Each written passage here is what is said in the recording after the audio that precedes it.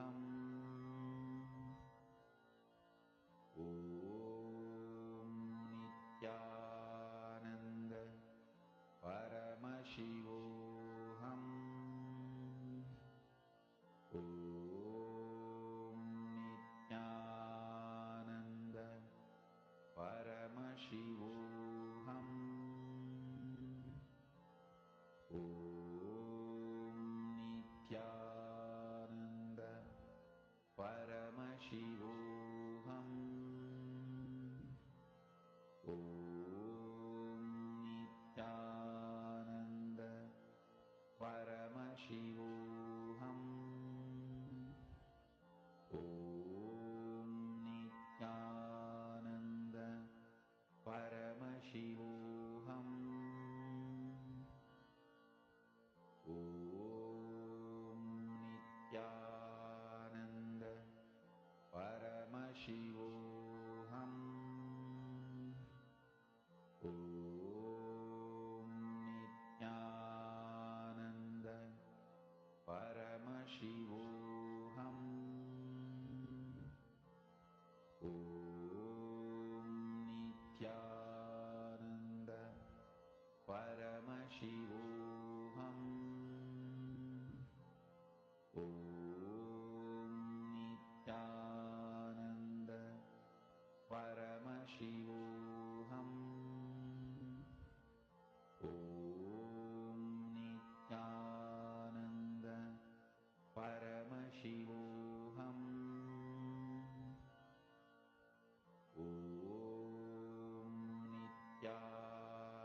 Nithyananda Paramashivoham. Om Nithyananda Paramashivoham. Om Nithyananda Paramashivoham. Om Nithyananda Paramashivoham. Om Nithyananda Paramashivoham.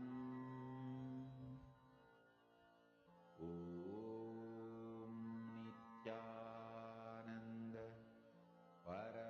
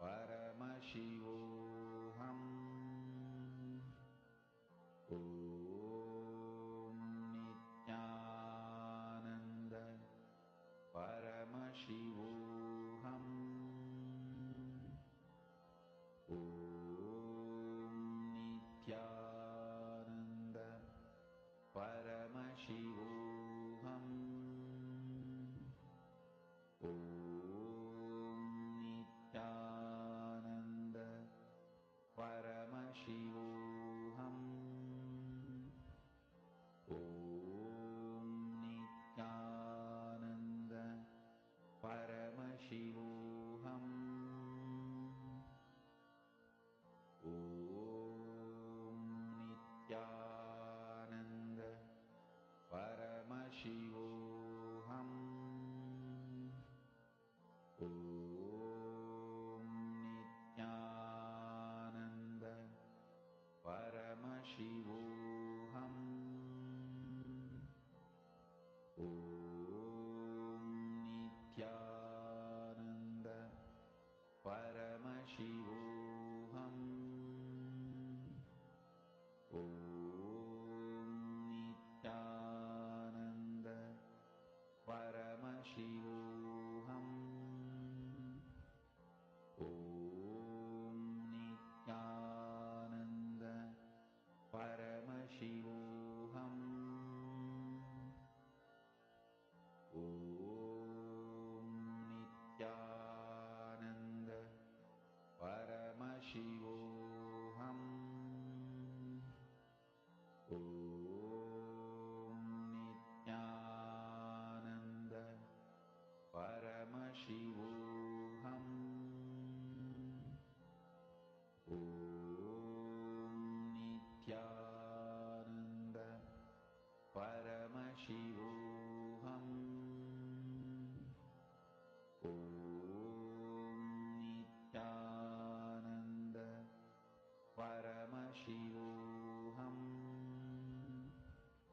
Om Nithyananda Paramashivoham.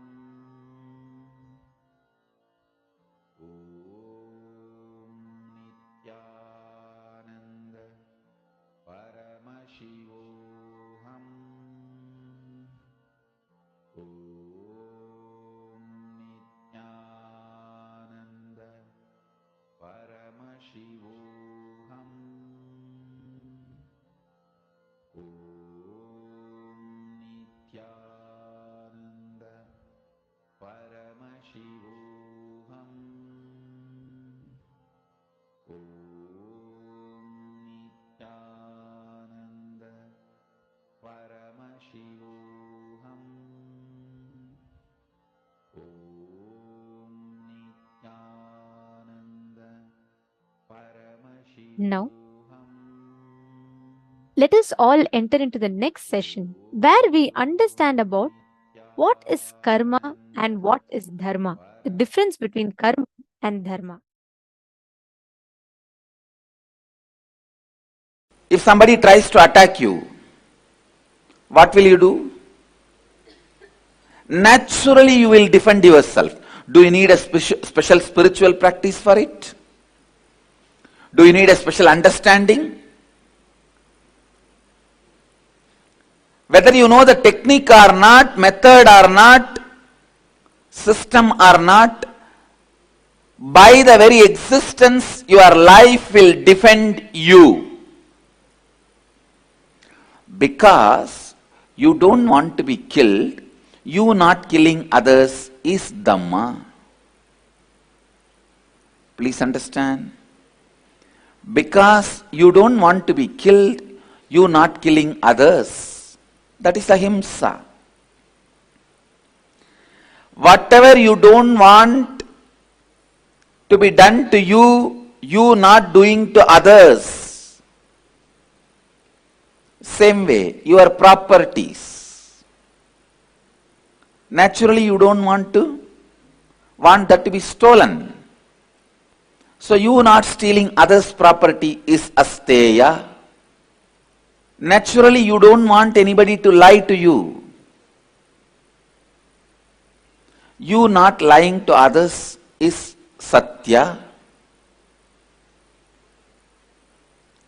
Whether you are a man or woman,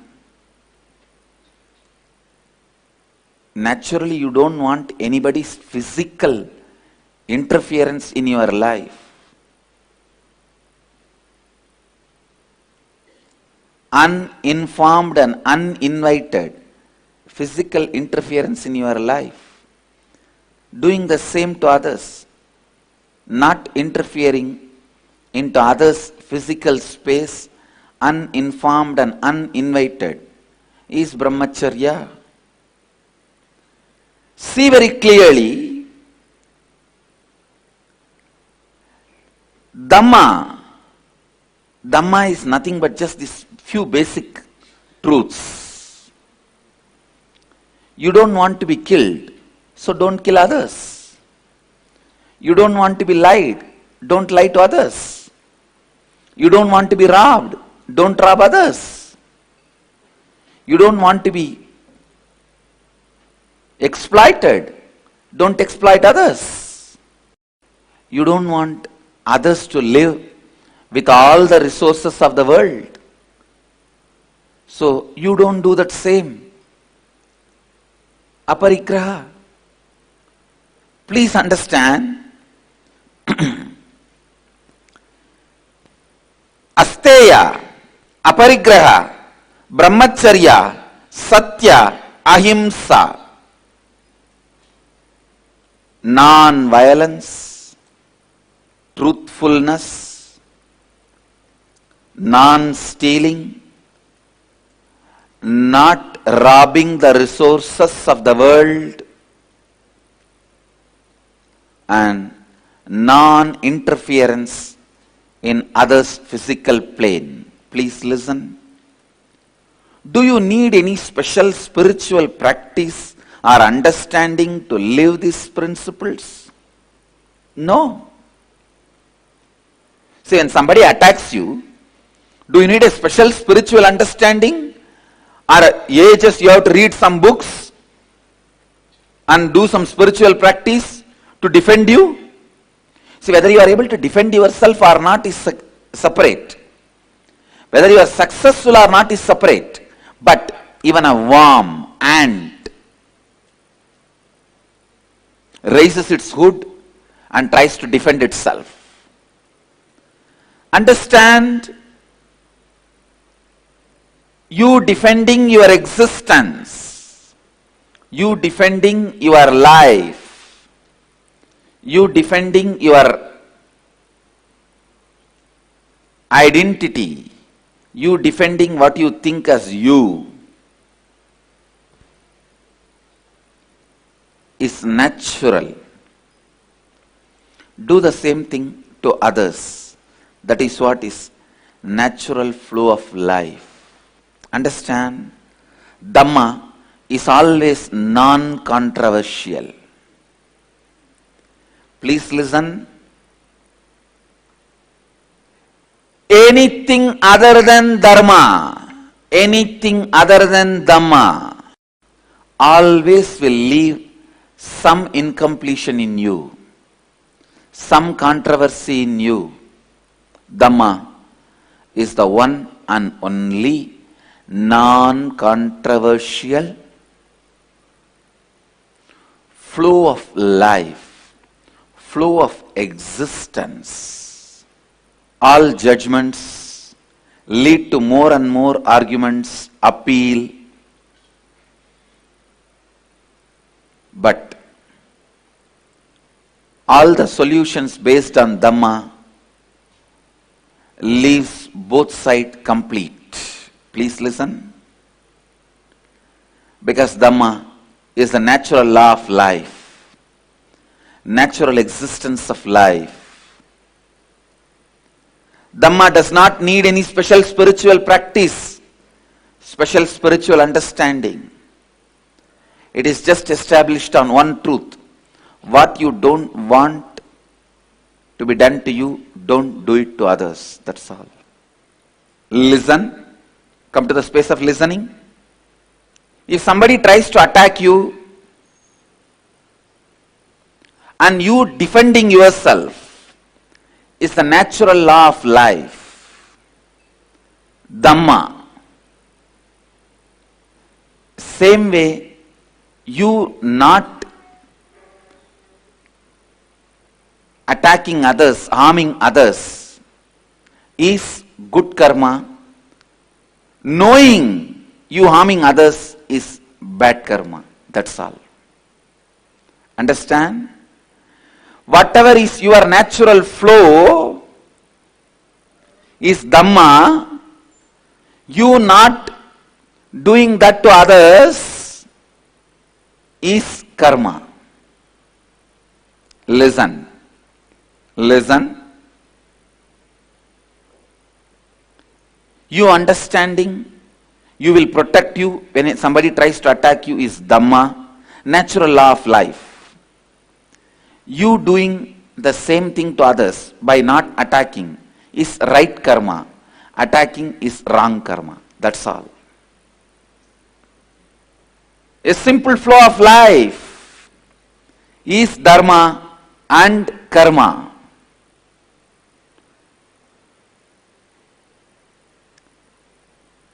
Listen. Anything you create, anything you do, anything you mull over, anything you try to digest, anything you try to practice is not natural law of life. If at all you have to practice something, that is only one completion, that's all. Only one you need to practice completion, means getting back to your natural space, your original space. Other than completion, nothing else need to be practiced. Simply you know the law of life.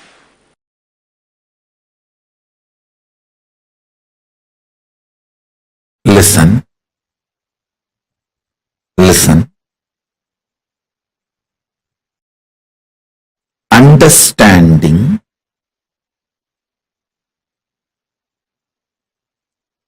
the cosmic flow of life, like karma,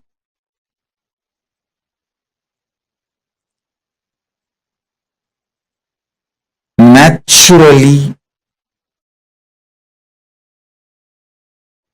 takes its own course of life. Listen to every truth I am revealing. Understanding the natural flow of life means knowing people who harm you will get their karma back.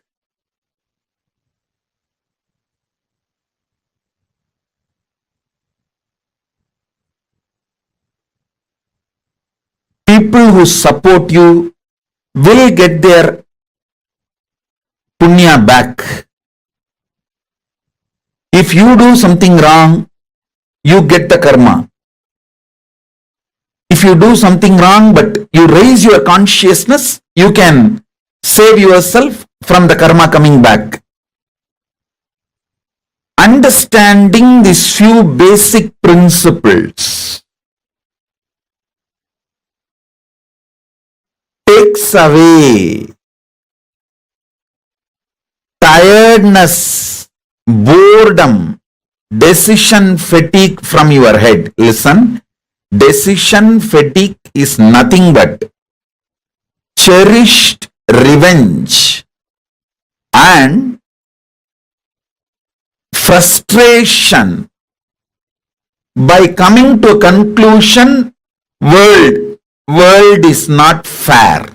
Listen, when you feel world is not fair, you block the flow of energy through you. You block your Shakti. You fall into frustration. Naturally, that leads to decision fatigue. Understanding world is just dharmic. Having simple eyes to see how the karma comes back, how nobody can escape from good or bad. Understanding this basic truth takes away all decision fatigue, frustration, anger about life, vengeance you cherish about people and life, known, unknown.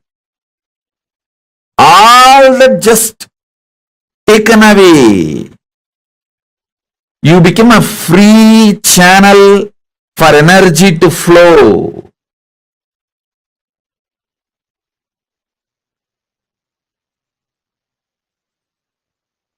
Listen.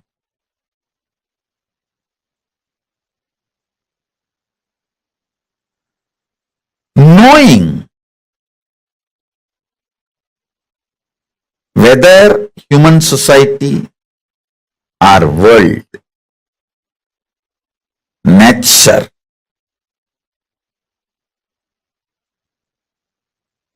everything known and unknown flows as per Dharma. I tell you guys, it is this clarity,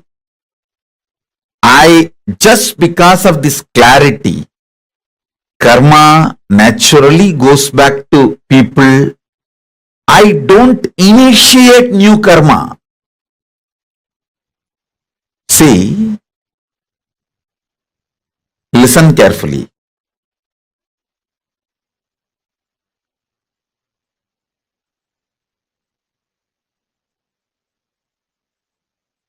This is one of the biggest confusion.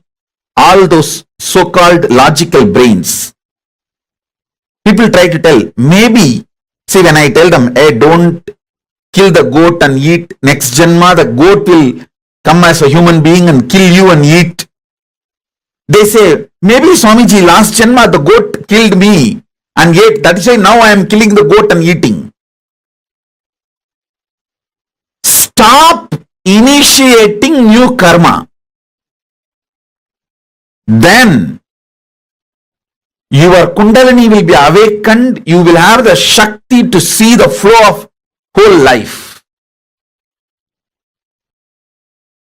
Stop this idiotic justification for initiating new karma.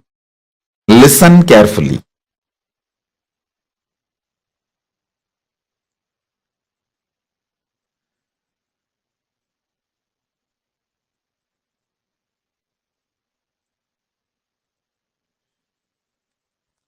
When I realized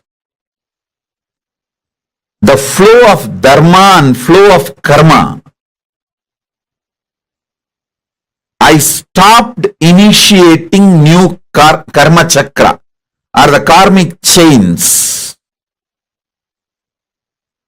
that has brought so much energy in me. So much energy, I tell you.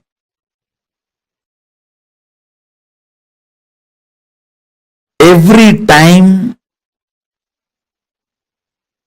I start having larger visualization, larger plans, larger work. Every time when people try to hit me, persecute me, I flare up and become larger than their imagination.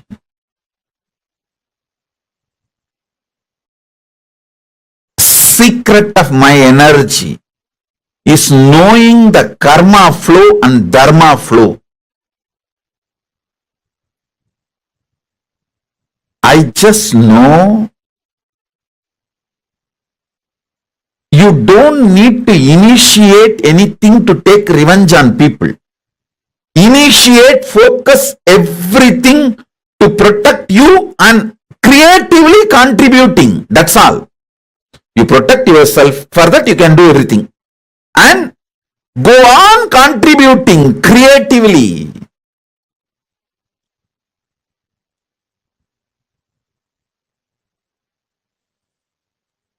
Even when I give a simple hug,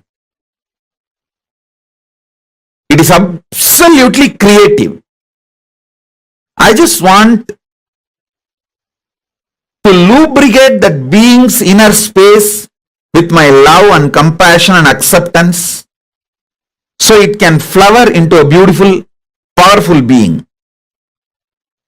Same way when I scream, I just carve that being to become a God in every level.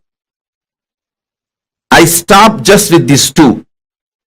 Maximum I protect myself and I go on contributing creatively because I am assured inside me experientially about the flow of the dharma, flow of the karma. I do not have a cherished vengeance, cherished anger, cherished violence. All of you should know. You may not have cherished anger towards one person, but you may have a whole against the whole system. You may have a cherished anger and violence against the whole humanity, against the whole economical system, against the whole currency system. When you cherish the anger against the whole system, or the organization you are working for, or the career you are doing, or the clients you are having, you may have anger towards the whole system. Even that gets you decision fatigue. When you cherish anger towards one person, it's called vengeance. When you cherish anger towards unknown system, it's called frustration.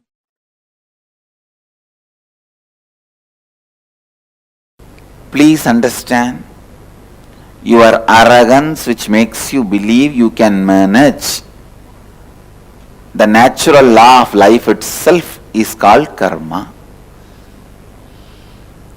Your arrogance which gives you the belief you can manage the natural law of life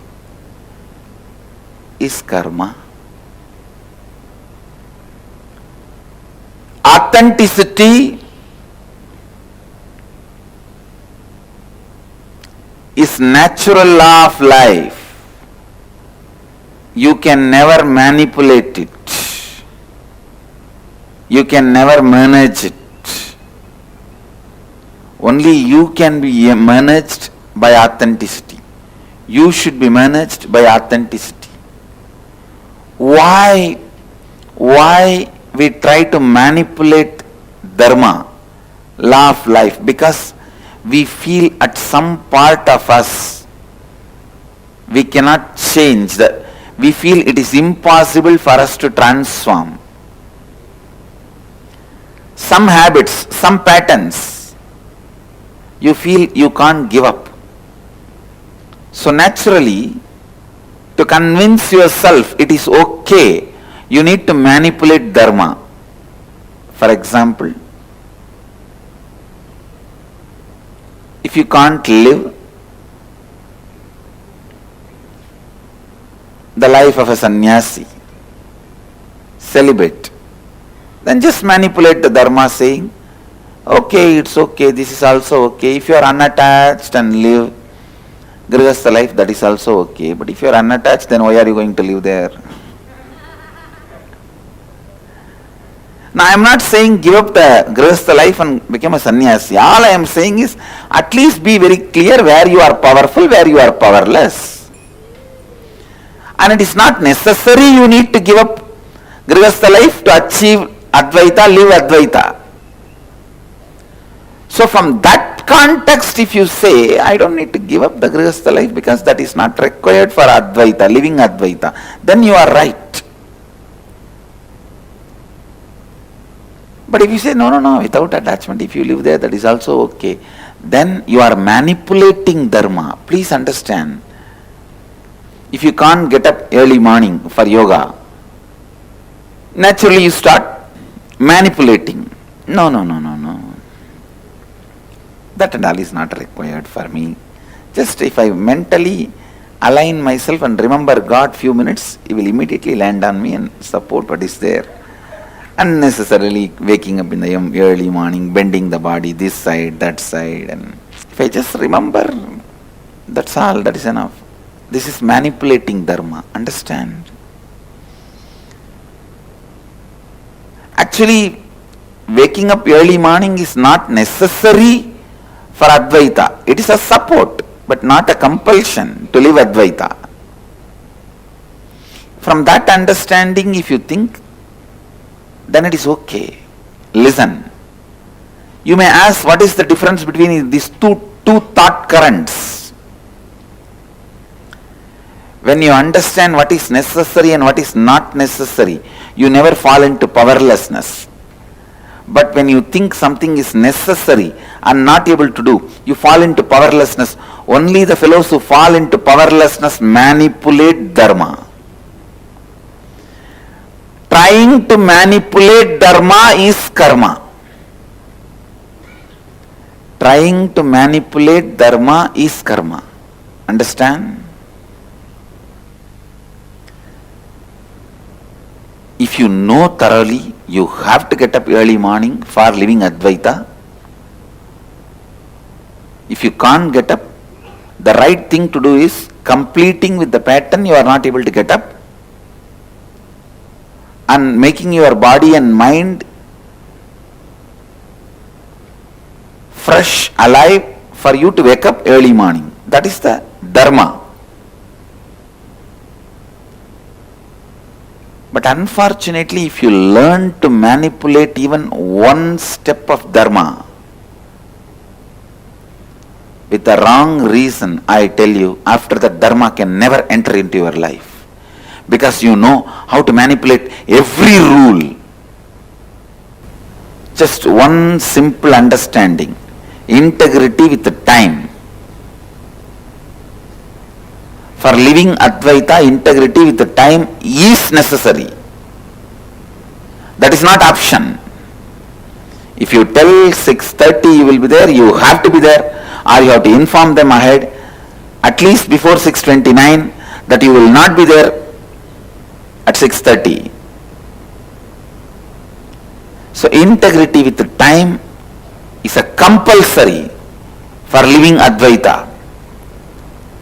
But when you can't maintain this integrity with the time and you start manipulating within you and without you, means inside you and outside you, both.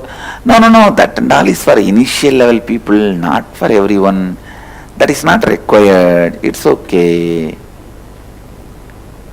Once you manipulate yourself, convince yourself that integrity with the time is not required,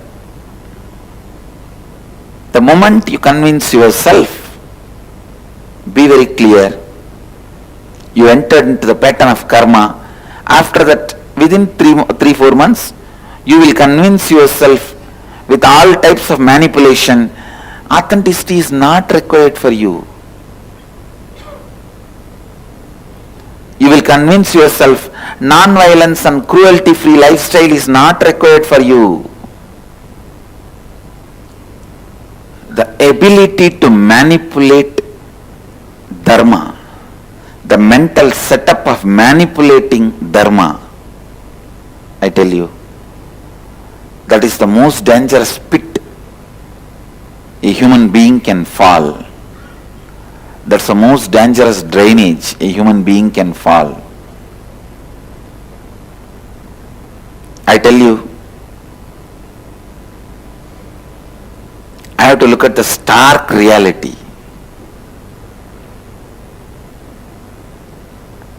Even if a single person who does not manipulate dharma, who lives what he knows as right, is enough for me to run my Sangha. Just one person. I am searching just for those 1 or 2 persons who does not manipulate dharma. Please understand. Lives what he knows is dharma. Does not use different words, theories, theologies, concepts to manipulate it. I am searching just for those 1 or 2 diamonds. Of course, I wanted to make millions of people. I wanted to make is different, but still I have not got even one is the truth. who does not manipulate dharma in his thinking. There is no blind spot in his thinking. If he knows right, he does it. If he does not know, he knows it is not required. If he does not get up in the morning and come for yoga, he knows it is not required. If he knows it is required, he is not inefficient or there is no impossibility. That is what I call no blind spot, no manipulation of the principles. It is unfortunate. One of the very important Hindu guru telling publicly he is searching for one person who does not manipulate the dharma. Understand? The scale I set also need to be looked in. Its highest standard. Anyone who lives in his life without manipulating even one step of dharma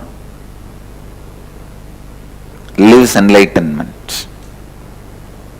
The pattern of manipulating and compromising with the life of Advaita is karma. The pattern of coherently vibrating with the Advaitic thinking, being in sync, synergetic with Advaitic thinking is what I call dharma.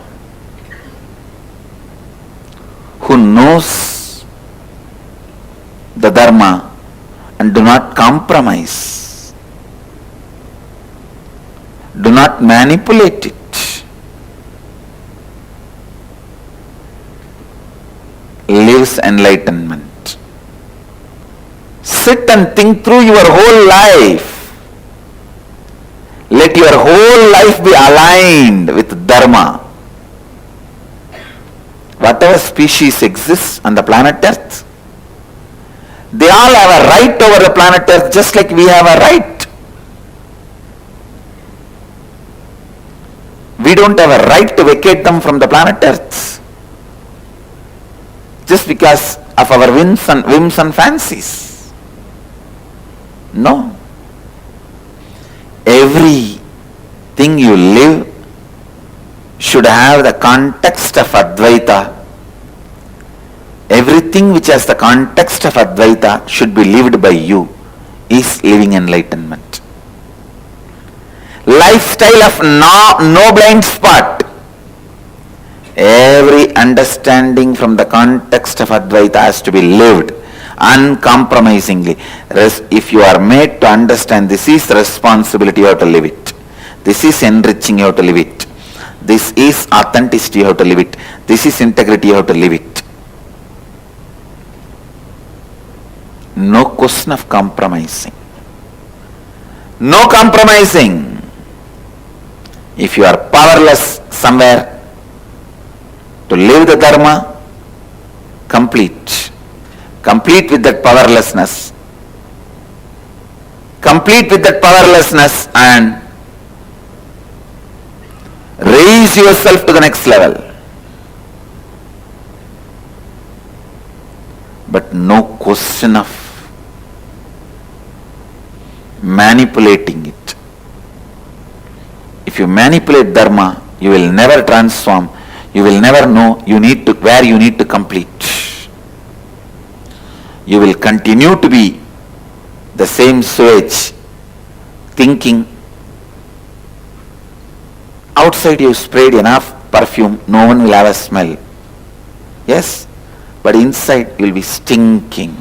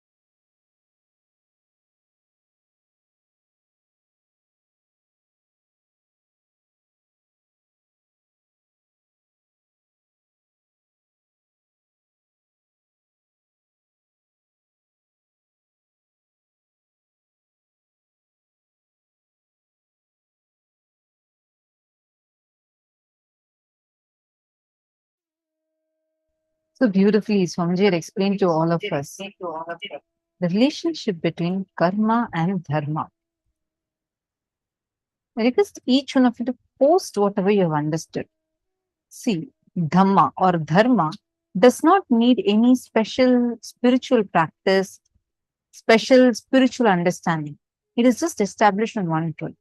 What you don't want to be done to you, don't do it to others. That's all. In other words, whatever is your natural flow is dhamma. You not doing that or allowing it to others is karma. Please take a few minutes and I request everyone to please type out this statement and post it.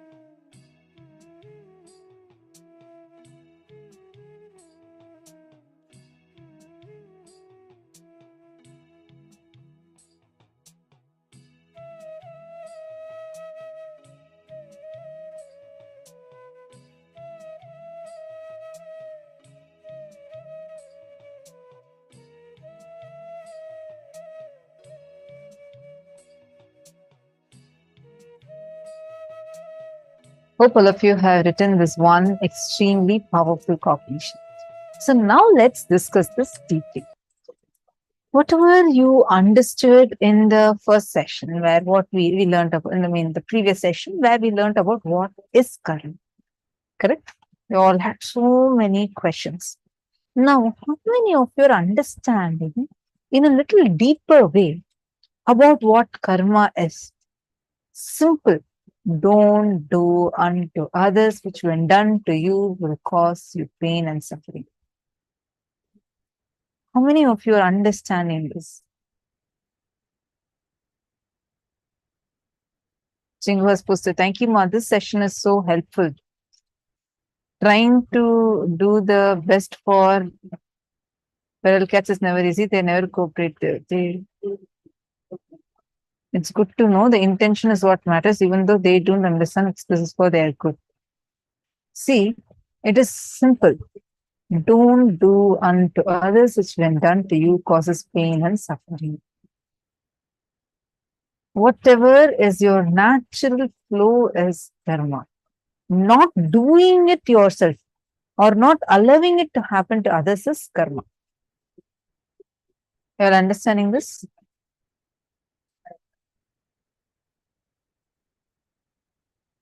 How many of you are getting this? How many of you feel like, yes, I'm clicking this?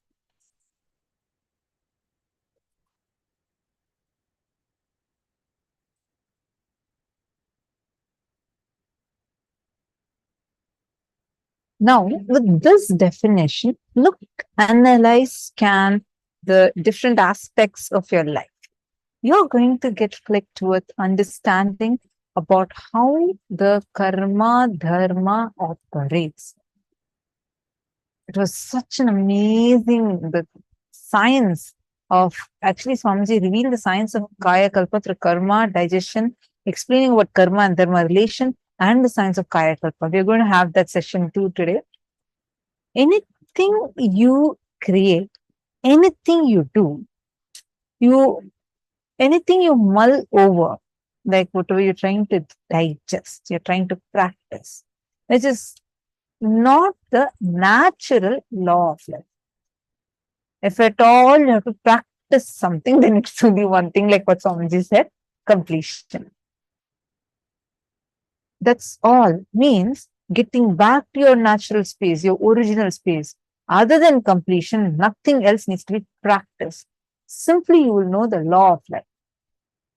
How many of you saw the moment you got connected to Swamiji? Probably yes, you might have made a decision once, twice, a few times, saying that yes, I don't want to eat non-veg food. But automatically it just dropped from you. No more this non-veg, eating meat is even there as a necessity for you. You just were able to drop it. How many of you have had this breakthrough?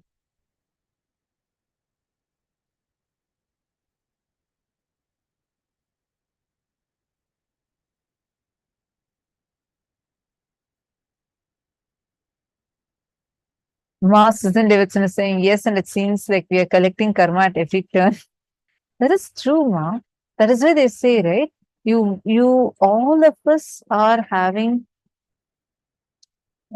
usually have a lot of these things inside us, like the thought currents. Minimum, you'll actually have like 2-3 thought currents, maximum 10 thought currents, not more than that. Everything will be based from that thought current.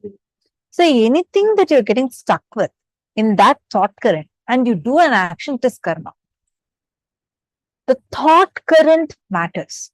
The moment you understand this, you have so much of clarity. That is why whenever Swamiji is giving such a powerful cognition, powerful revelation, you're like, hey, this is just doing something. I feel so, my brain is getting expanded. I feel so light, right? How many times you'll experience that? We feel so empowered. We feel light, liberated. Because the powerful cognition liberates you from these stuck thought currents. The stuck thought currents is literally like your brain is being constipated. Literally. And that is what is creating karmas for you.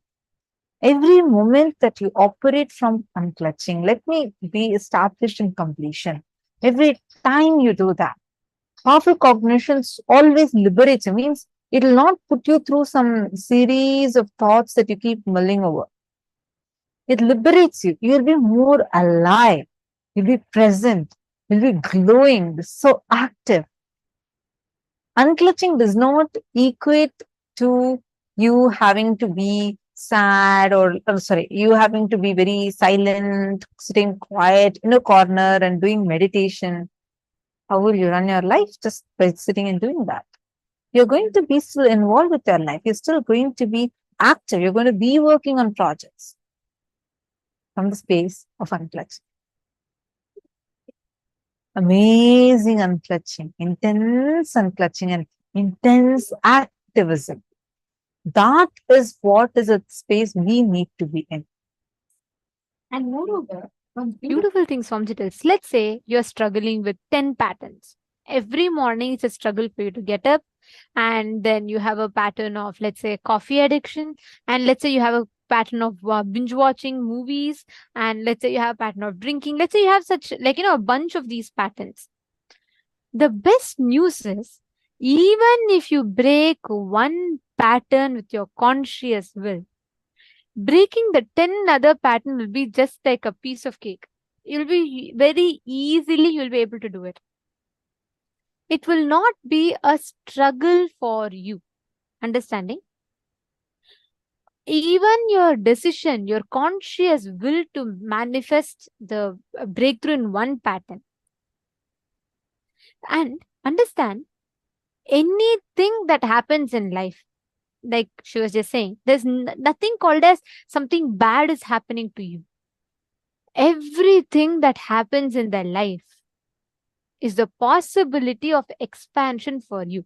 Swamiji will tell that only arrogance remembers the pain in life and forgets to offer gratitude for the good things in life. Always arrogance will only remember the painful things in life. That is why we will collect. We'll say, oh, this is because of my karma, that is because of my karma. And we forget to remember, recognize the auspicious things, happenings in life. And all the things that you can, which makes you believe. See, only arrogance makes you believe that you can manipulate the natural law of life. So understand, you should never manipulate dharma. Never manipulate the dharma. Whenever you manipulated dharma, whenever you manipulate the dharma in your life, the law of your life, the natural flow of your life, you will create a delusional suffering in life. Let your just sit and pen down for a few minutes. Decide, let your whole life be aligned to dharma. You have to live. This is responsibility. This is enriching. You have to live. This is authenticity. This is integrity. Then no question of compromising. Further, understand, anything that exists on planet Earth, everything has to go by this law of life. Pen down 3 instances of your life where you supported dharma and avoided karma. For example, found a large turtle inside my house. My sister told me to throw it out. I took it in a bucket of water and left it in a nearby pond. Just write it down. Where you supported dharma and avoided karma. Are all of you understanding?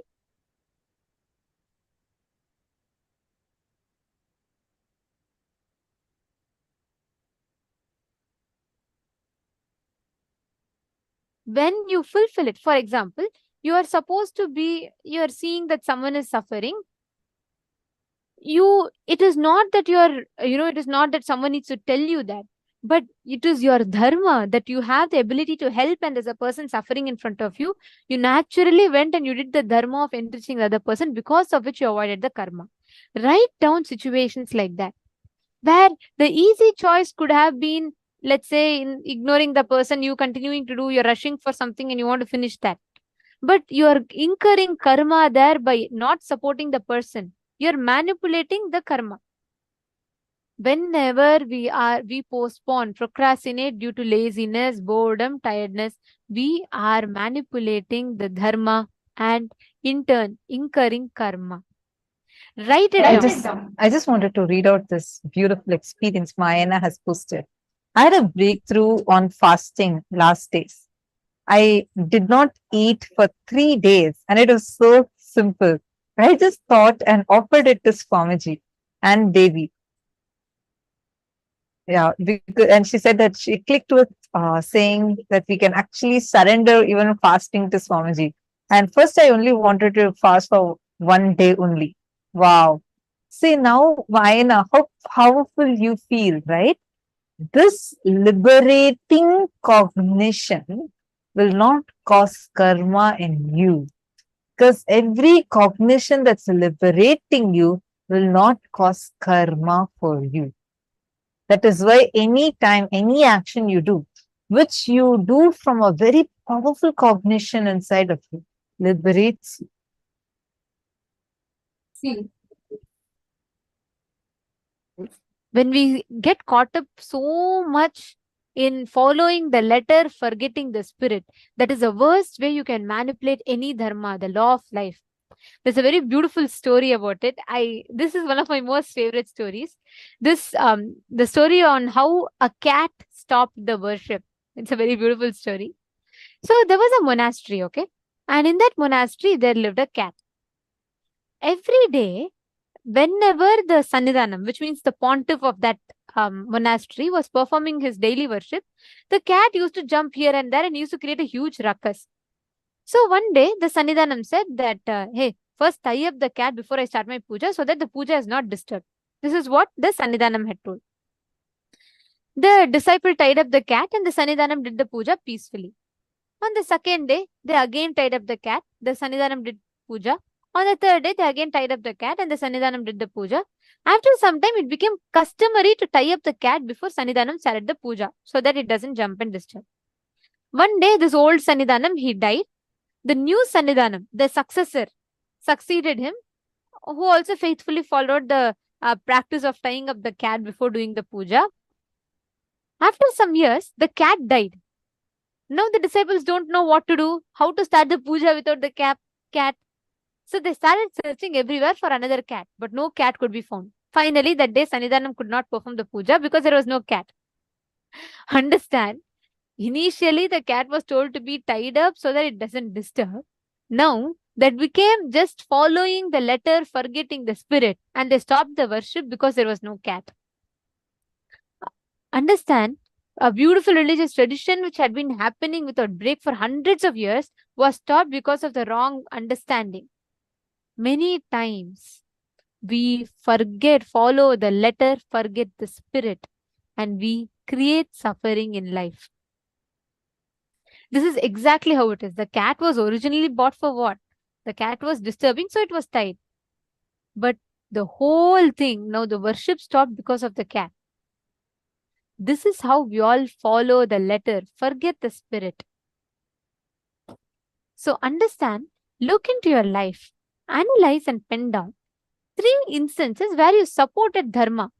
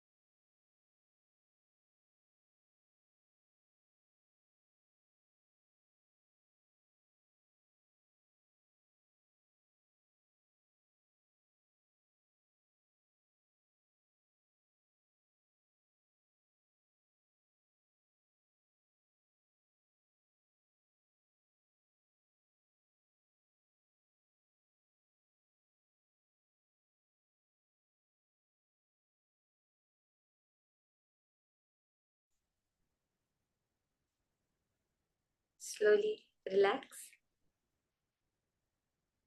in that powerful space of being in that space of dharma. As Swamiji so powerfully said, what you do is what you get. What you give is what you get. From that context, understanding the science behind this dharma chakra, it's not about the actions, it is about the thought current behind what you do. Fundamentally, this means that it's not about what you see as a result. It is not about what is perceived in the outer world, in the length, breadth, and depth. It is about the space you hold. It is about from what context, from what cognition you did whatever you did. Saying that, let us establish ourselves in that cognition of I am Paramashiva. I am manifesting only Paramashiva. All I see in my life, whether it's me, whether it's another person, whether it's another place, is just an extension of Paramashiva. With that cognition, we can manifest this power of Kamacharitvam, being able to go to any place and literally have your physical presence over there. Being able to appear in multiple places at the same time. There's a very beautiful incident from the life of Swami Narayan. He was known as Ghaneshyam when he was a young boy. And his family had moved from his birth village to Ayodhya, which is the birthplace of Lord Rama. At that time, when he was living over there, he was a very young boy, less than 7 years old. And he used to always go to the temple to listen to the various stories of the divine, the various happenings in the life of the divine. One such time when he was gone, it became late evening and he had not returned home. So his mother sent his elder brother to look for him. His elder brother came to the temple, knowing that Ghaneshyam had gone to the temple, and started looking for him. He first went to the Rama's shrine as part of that huge temple complex. And there he saw his younger brother Ghaneshyam, listening to the Rama Katha, the story of Lord Rama. So he goes and calls Ghaneshyam saying, "Come, mother is waiting, it's time for us to go home." Ghaneshyam says, "See, you go to the next shrine, the Krishna shrine, get blessings and come. By the time this story will be over, and then I will come with you." So his brother says, "Okay, make sure you come. Don't try to sit for longer after that." And he goes to the next shrine. When he goes to the Krishna Mandir, the Krishna shrine, there also he sees Harikathas going on, meaning the story of the life of Lord Krishna, the Bhagavatam is being read out. And there again he sees his younger brother. So he's starting to get a bit confused. He said just now he was there in the Rama place listening to the story. So he again goes and calls his brother saying, "Hey, it's time to go home." His brother says, "The third one is then on top of the hill. You go and get blessings from there. By the time this story will be over and I will come." His brother is like, "Okay, just now he was in the Rama temple. Now he's in the Krishna temple also." He's okay, and he goes up to the shrine which is on top of the mountain. There when he goes, it's too much for him. He sees again his younger brother standing there and doing the tapas, standing there and doing meditation. He is in shock. He goes and he asks the temple priest, "From what time has Ghaneshyam been here? Since when has he been here? Did he just come?" The temple priest says, No. From the morning he has been standing here and doing the meditation. He has not even moved a single muscle. The elder brother is completely baffled. He does not have a head or tail understanding of what is going on. He's like, "Just now my brother was there in the Rama Mandir. Just now he was there in the Krishna Mandir. And now the temple priest is saying that he's been from morning up here." And then he mentions this to the priest. And the temple priest says, "Yes, I've also noticed this. Your brother is no ordinary being. He's a divine being because he's there in 3 places at the same time." That is how we see in the life of Swami Narayan how he manifested this power so playfully and completely confused his brother. There's another small incident from his own life where his sister-in-law, his elder brother's wife, will lock him up inside the house because he would have taken her ring and he would be wanting to sell it to get some sweets. Just the divine Leelas. And she would have locked him in the house, but then within an instant, she will see he's already at the shop buying the sweets. Like this, we have seen in the life of so many enlightened masters appearing in two places at the same time. Let me tell you a secret. All of you have manifested this power. Every single one of you sitting here has surely manifested this power at least once. Are you wondering how? In your dream. How many people have had someone come and tell you, I saw you in my dream tonight? Can you just post a yes in the chat? Can I have everyone post? How many of you have appeared in another person's dream? Where they have come and told you, I saw you in my dream.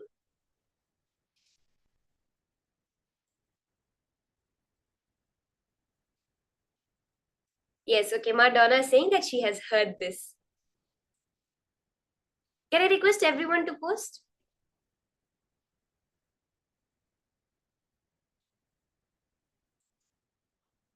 Okay, Ma Valini. Thank you, Ma. In your dream, you have manifested this power. Let's say you are appearing in the dream of your sister who is sleeping in the room next to you. You are also sleeping. She's also sleeping. Are you actually getting up and going into her dream? No. But you are existing simultaneously to your mother who's seeing you sleep on the bed and to your sister who's dreaming about you. Or else you have two people dreaming about you at the same time. All we are doing is raising the frequency of that to manifest it in this higher reality also.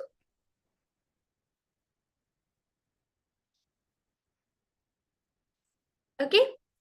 Yes, Ma Sarala, I know I have heard of many incidents where Mahavatar Babaji has also manifested this power of appearing in two places at the same time, being able to appear in any place at his will. So now are all of us ready to manifest? Let us start, okay? I'm going to be holding an object for each and every one of you. I have an object with me on my lap. All of you are going to be coming to the place where I am currently, scanning and seeing what is that object that I am holding now. Go to the detail. What does it smell like? What does it look like? What does it feel like? What does it taste like? What does it sound like? All of these details you can post for the object that I'm holding now, okay? Because you're going to be physically coming here and seeing it. Let's start. I want to request all of you to post in the chat whatever Paramashiva reveals to you. Exactly what is the object that I am holding in my hand right now.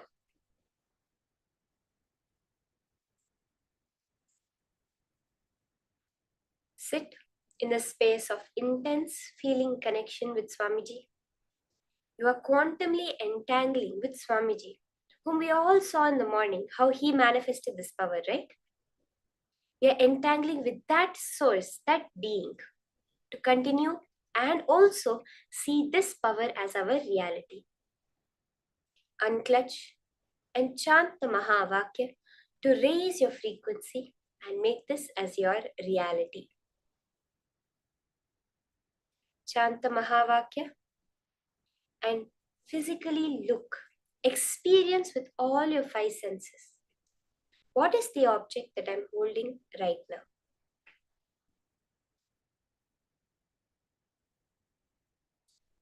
If you have any doubts about the manifestation, if you're understanding completely, I request all of you, you can post in the chat any doubts, any questions, any clarifications you need.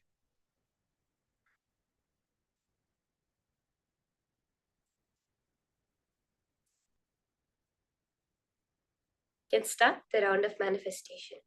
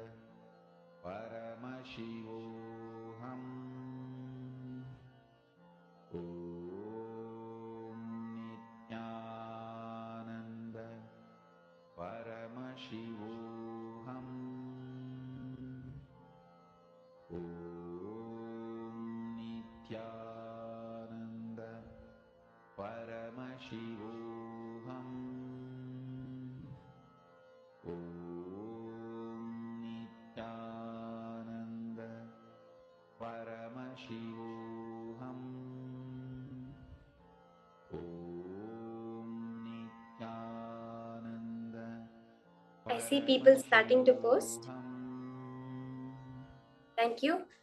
As and when Paramashiva is revealing to you, you can immediately start posting it in detail.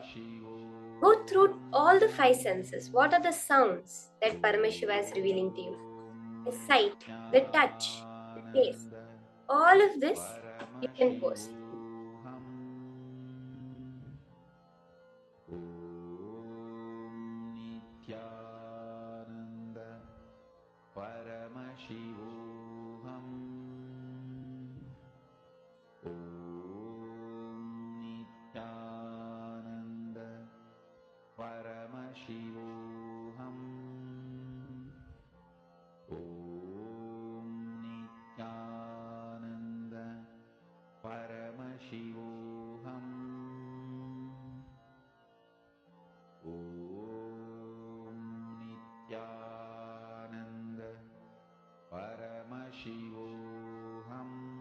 Yes, Mama, Vani, Ma Mahabhairava Jnanaswarupini, I'm seeing you all posting. Go to the detail. What is the colors that is appearing to you? What is the feel? Like, what are you able to feel as the texture? If there's any smells or tastes, post all the details. How exactly did it appear to you? You saw, let's say, Ma Vani said she saw bells. How was the bell? How did the bell appear to you? Did it appear as a word, as a sound, or as a feeling? Did you see someone holding the bell? You can post all the details of exactly what you saw. What color was it? What size was it? All of these details.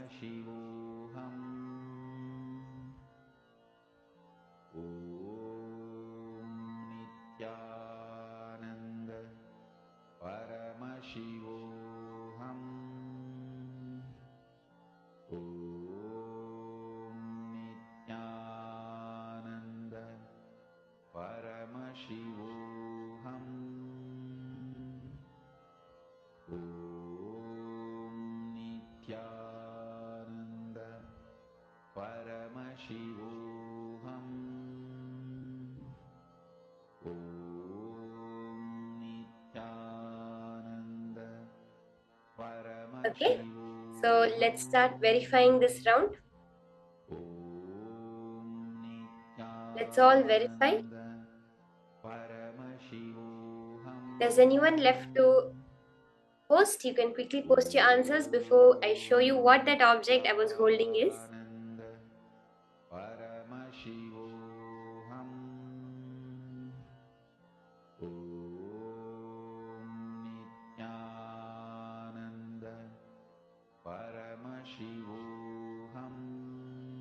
Anyone left to post? Okay, now let's verify what the object was. So many people actually got the color right. I have to say that. So many people got the color right. The object I was holding is a banana. As you can see it, it's a regular banana. Ma Vani, you actually saw brown and yellow. You saw both the colors, exactly the only two colors that are present on this. You saw both of them. Ma Valini, you also saw yellow, and Ma Mahabhairava Jnanaswarupini, you actually posted something golden, something shining. So that means you did start to catch the color of the object.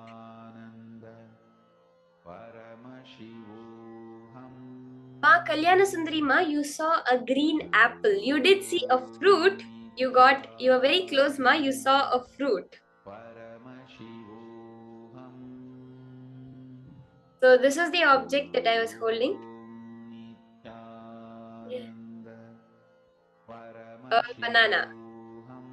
Okay, so now for the next round, the same way as all of you manifested with me, I want all of you to connect to a partner and manifest. Okay? Let's all celebrate. So many people got it right. Exactly the color. See, if even one of us have manifested, it means that all of us have manifested. Each and every one of us right now have manifested. If Ma Vani saw yellow, if Ma Valini saw yellow, that means each and every one of us have manifested because everybody is an extension of us. When you're hurting someone, you're not hurting anybody else but you because only you exist. When a manifestation happens, it's nobody else that has manifested, it is each one of you that have manifested. So celebrate it. And now I request all of you to connect to a partner. All of you are going to be connecting and asking them for a similar object. You can ask them to keep an object in the hand. It can be any object. You can tell them you're practicing this power. You are manifesting the power of Kamacharitvam. And request them to keep the object in their hand off camera. And then you can scan and tell them exactly whatever Paramashiva is revealing to you. Okay, you can connect to your partner within the Zoom or anyone who is there around you also. You can connect to them and do this round. The same process, unclutching, Mahavakya, and intense feeling connection with Swamiji. Let's start.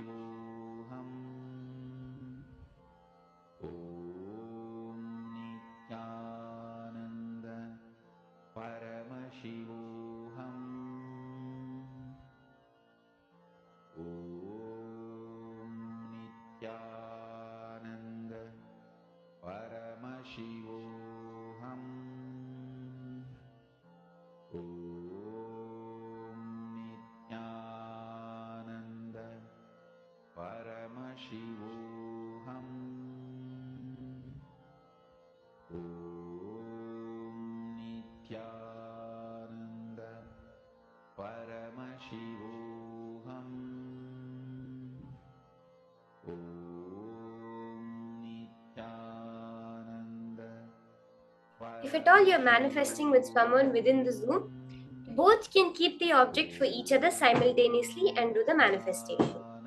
Okay? So let's all start. Chant the Mahavakya intensely.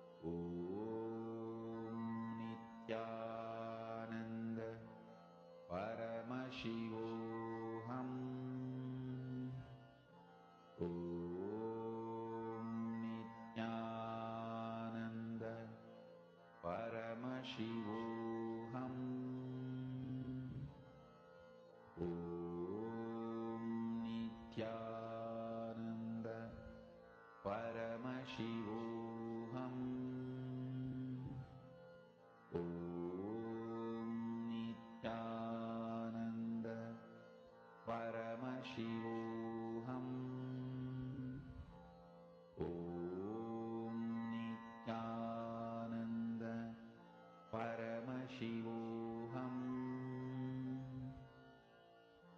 Om Nithyananda Paramashivoham.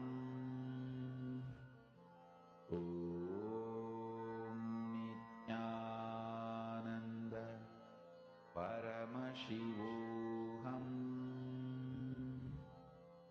Om Nithyananda Paramashivoham.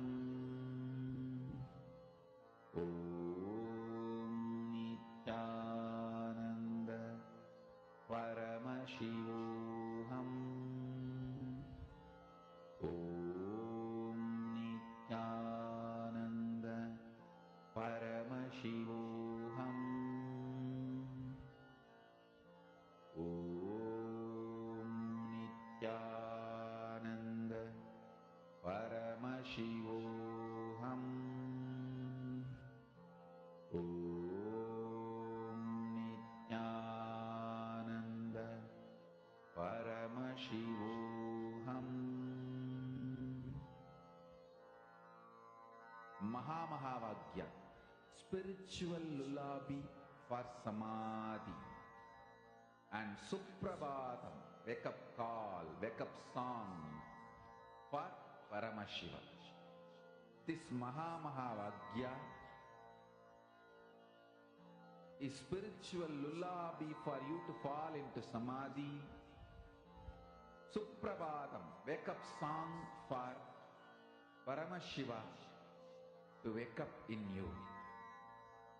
Just remember this one powerful cognition.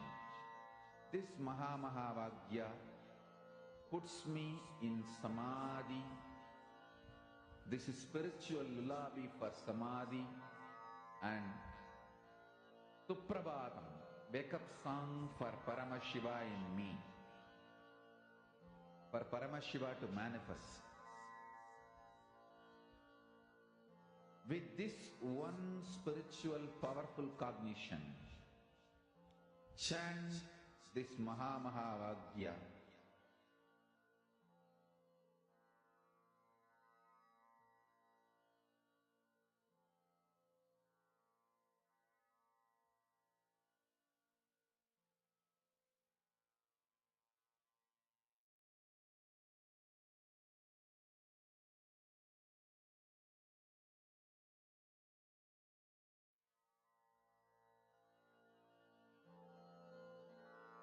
Mahamahavagya, spiritual lullaby for samadhi, and Suprabhatam, wake up call, wake up song for Paramashiva, for Paramashiva to manifest.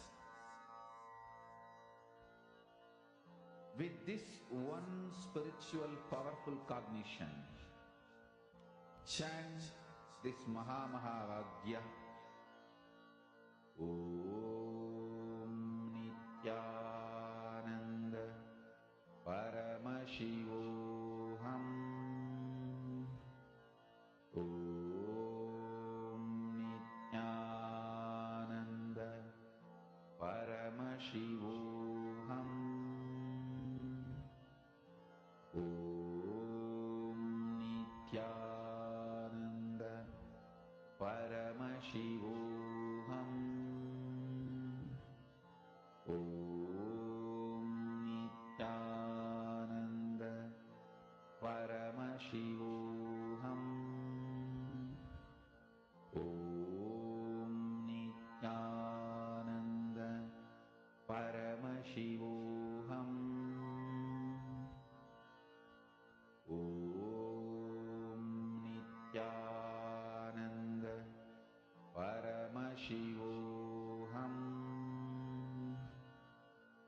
Om Nithyananda Paramashivoham. Om Nithyananda Paramashivoham. Om Nithyananda Paramashivoham.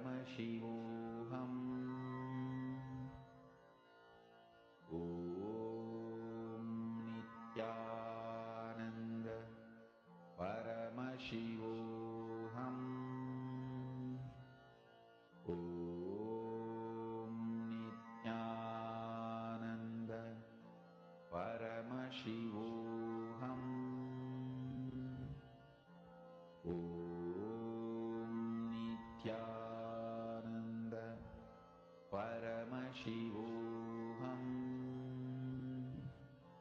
Om Nithyananda Paramashivoham. Om Nithyananda Paramashivoham. Om Nithyananda Paramashivoham. Om Nithyananda Paramashivoham. Om Nithyananda. Yes, you can start sharing with your partner. Get verification for all the manifestation that you're doing. How is Paramashiva manifesting through you? In the next session now, we are going to be understanding about karma, Kayakalpa, digestion, and immortality. Let us now hear the higher powerful cognitions from Swamiji on these higher truths.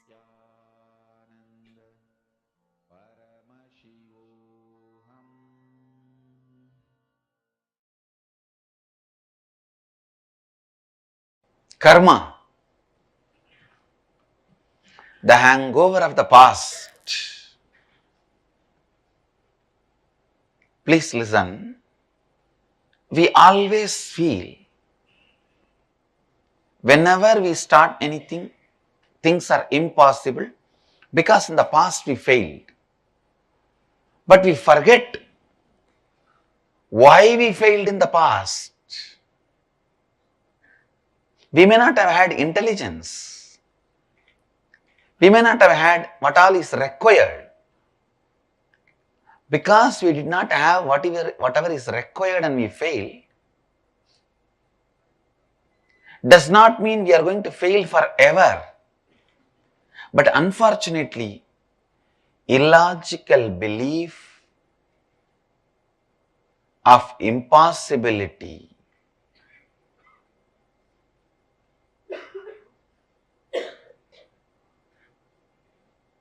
in your inner space is karma. Illogical belief of impossibility. Please catch it. This is the Facebook statement today for all of you. Illogical belief of impossibility is karma. In your inner space, illogical belief of impossibility, when it becomes pattern, that is karma. If you build self-doubt, when you grow up, you are like Dhritarashtra. Developing self-doubt in course of growing up is accumulating the karma, agamya.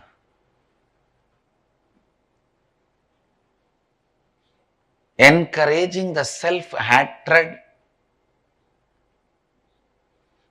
with which you happened is prarabdha karma, like Shaguni. Coming down to the human body with a self-denial is sanjita karma, like Duryodhana. Understand? Self-denial is given birth by self-doubt and nourished, nurtured by self-hatred. All impossibility is combination of these three.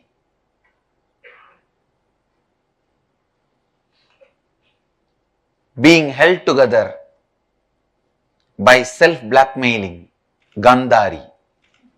Gandhari held all the three together. Dhritarashtra, Shaguni, Duryodhana, because she is blood relative of all three. She is the head of the family of all three.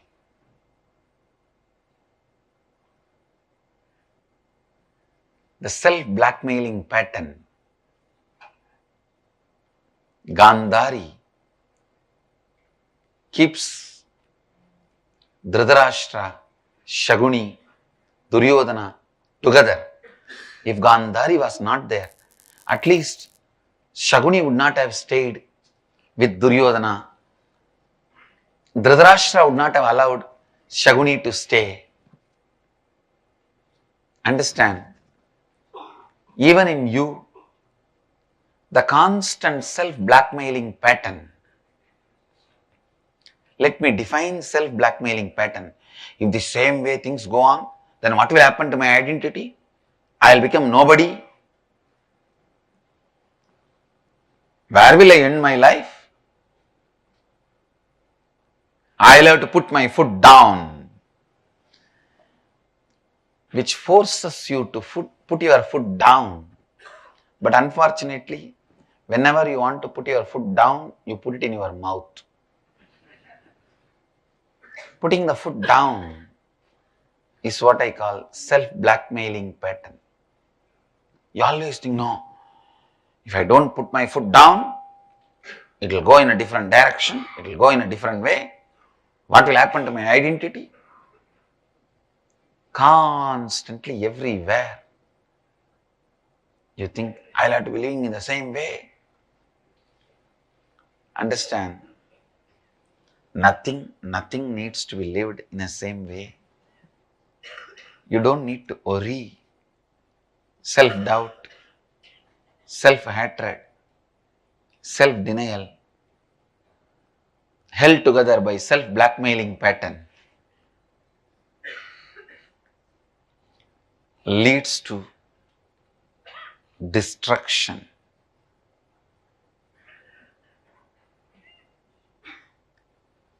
Only in the pure, beautiful, Advaitic space, you will even understand, look beyond the self-blackmailing patterns with which you are suffering. Self-blackmailing does not need to be your lifestyle. Self-blackmailing does not need to be the way you are approaching, cognizing your life.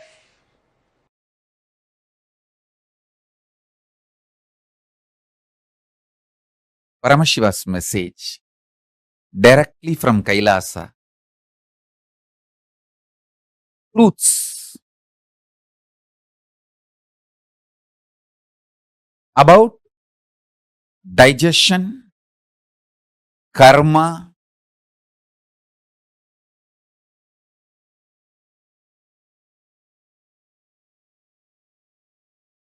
not just liberates you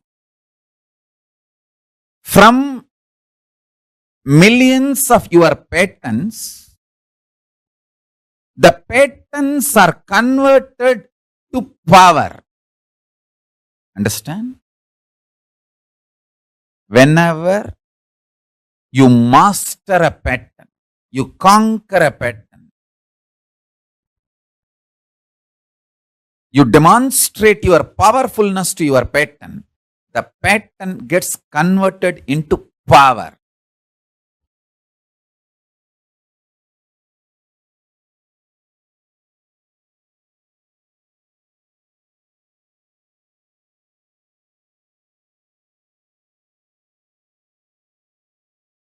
I'll start with few basic truths. One, in the field of consciousness, ultimate is all pervading and all inclusive. Ultimate is not exclusive in the field of consciousness. For example, in a country, there can be only one supremo. Only one person can be head of the state. Not even two. But in the consciousness field, whatever is supremo, that is all inclusive and all pervading. There is no exclusivity. You can't say there can be only one supreme. Pushing our ideas based on politics and this world's reality into the plane of consciousness and trying to say the supreme God is also one is the human stupidity and peak of delusion. But actually in the field of consciousness, the supreme is oneness. It is all inclusive. It is all inclusive. Listen.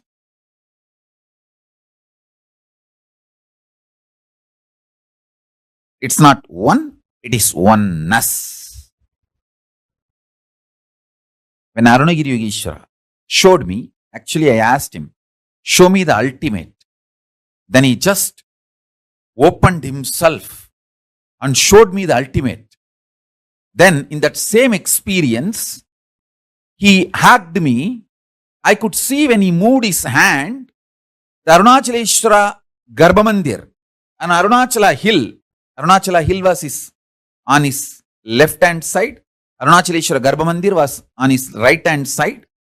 The whole thing just hugged me. That idea, me, he, Arunachaleshwara Garbhamandir, Arunachaleshwara Hill, all that got dissolved in oneness.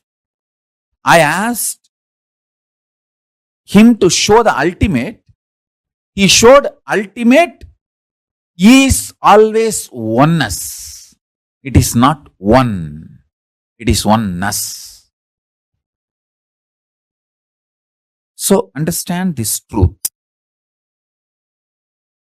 If you experience ultimate, you have everything.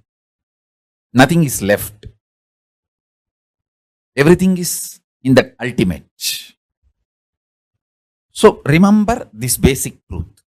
Now understand the next truth. The digestion system you are having physically is the most beautiful, most complex, most wonderful, greatest,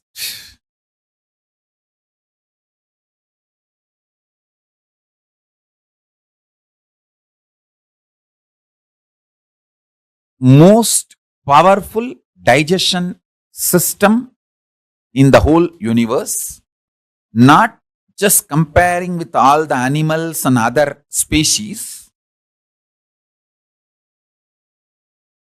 because only the human digestion system, the digestion system you are having in the human body is capable of digesting your muscle memory, biomemory, karmas. Listen. The food inside your stomach can be considered as a physical karma. Memories in your muscle memory based on your habits, patterns, that can be called as muscle memory. Memories in your biomemory, which forms your obsessive compulsive reactionary patterns. Your compulsory reactionary behavior, which is deeper than your day-to-day habits. That is called biomemory. Now, let me repeat. Only the digestion system human beings have is capable of digesting not just physical food you eat, it is capable of digesting even your muscle memories, biomemories, and the very karmas your consciousness, individual self carries when you enter this life. This is direct revelation from Paramashiva. Please listen intensely. One by one, internalize. If you apply these great sutras, you can achieve great understandings and manifest powers. Listen, if you apply these sutras, you will understand many great truths our ancient Hindu rishis have nicely intertwined,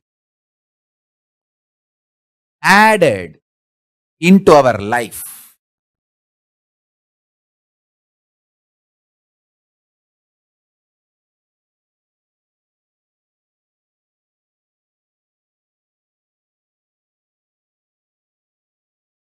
Once I asked Isaki Swamigal,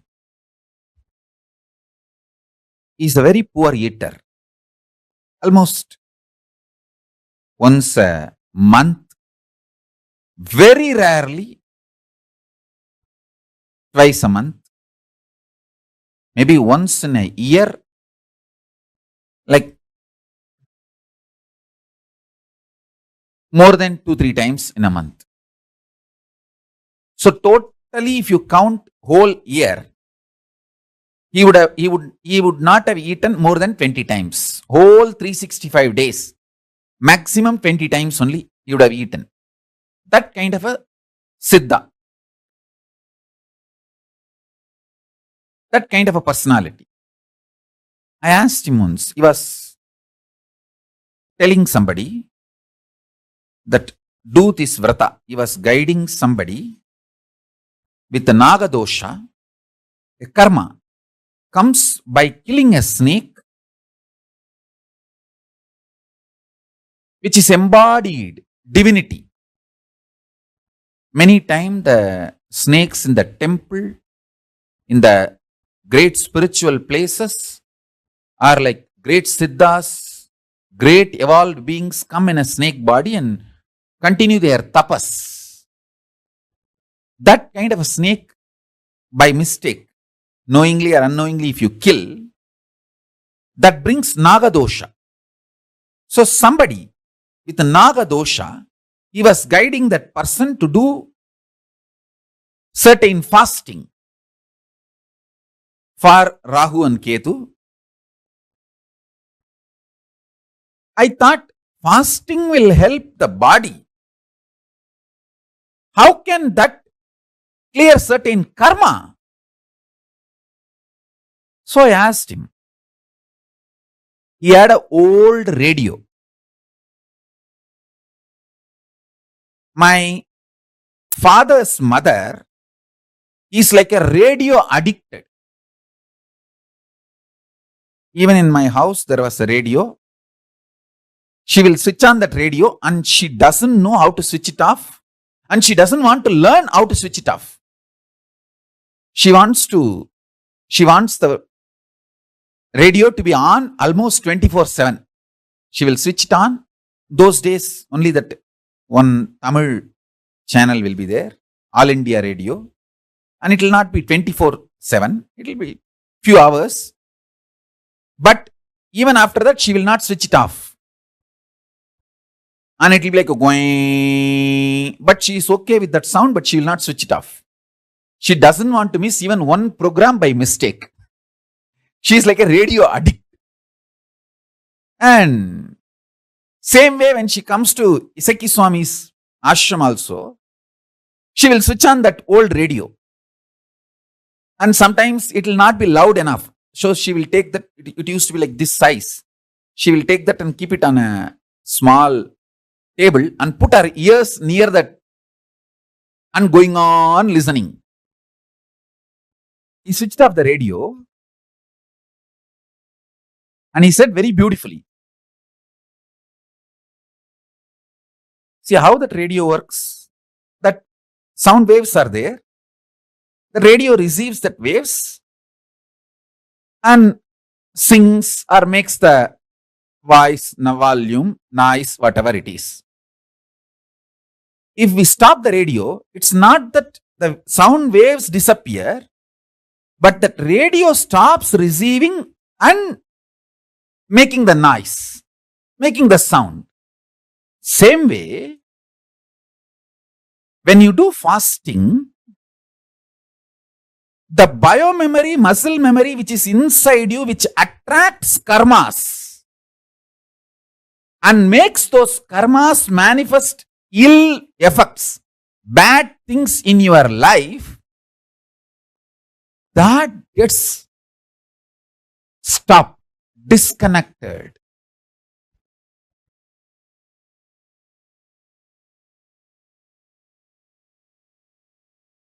Listen.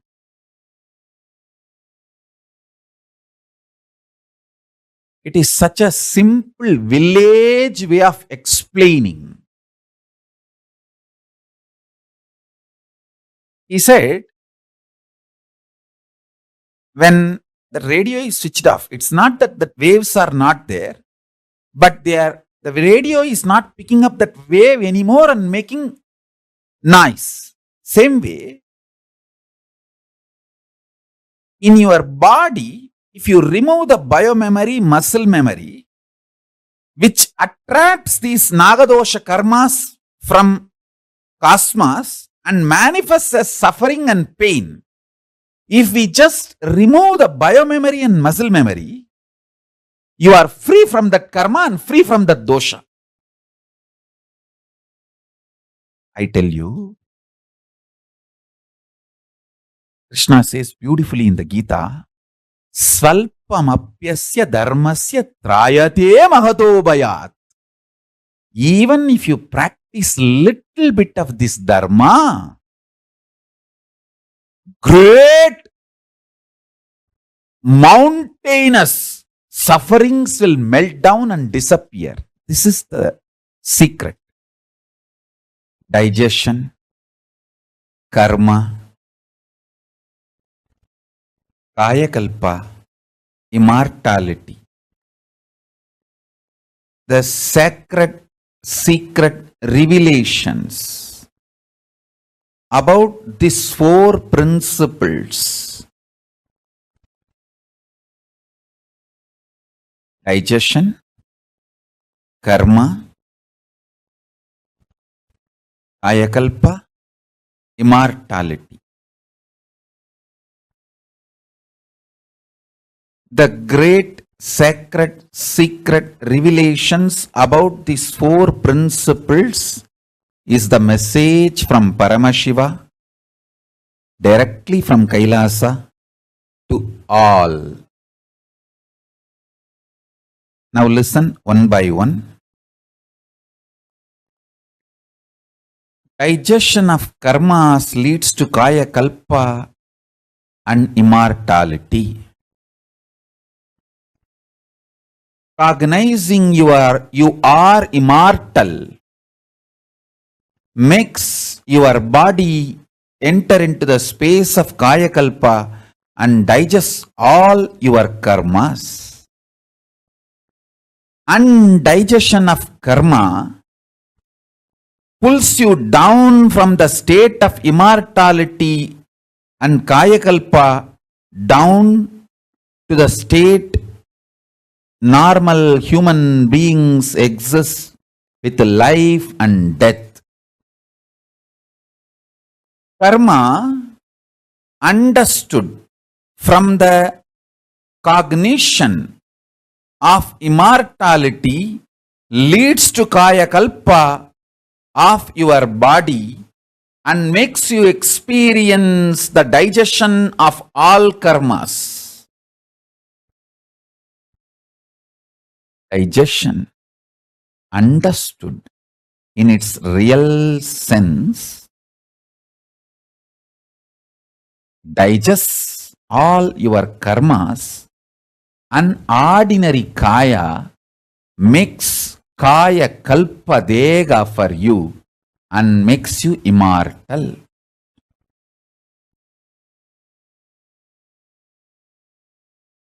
Each statement I made is directly from Paramashiva. Each of these are like Akashic records, sacred truths. Your digestion energy, Jataragni, is capable of burning all the negative muscle memories, negative biomemories, rebuild your body continuously as your conscious decision. Understand? Every part of your body is rebuilt continuously in few days. Your intestine gets completely replaced in few days. Your liver gets completely replaced in few days. Even your brain completely gets replaced in few months.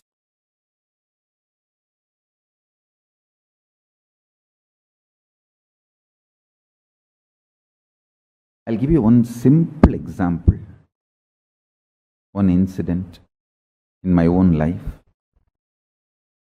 My gurus will insist on me every day taking neem juice. I still remember once, he did not, my Guru Raghupati Yogi, Yogananda Puri, he did not let me eat almost for 5-6 days. Maybe it was the 6th day, he did not give me food, and whenever he says I should not eat, my mother also won't give food. My mother and he was such wonderful nexus, I should say. My mother is such a sweet, compassionate person, but so dedicated to my enlightenment and the process. My gurus were doing it for me, and my gurus used to tell that they are preparing my body not only to be a yogi and live long life, healthy life, and the way they prepared my body, they said very clearly that even if after I leave the body, it will not go through any of the regular dead bodies decays. How the dead bodies go through decays, the natural decaying happening. My gurus have clearly declared that my body, even after I leave the body, will not go through any of the natural decay. It will just be a naturally mummified body. Of course,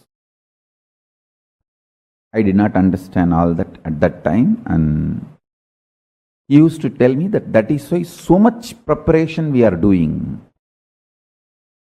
Not only no one can poison you, even if they poison your body, you will not die, you will only detox and automatically cleanse your body by its own strength, and you will live healthy as long as you want.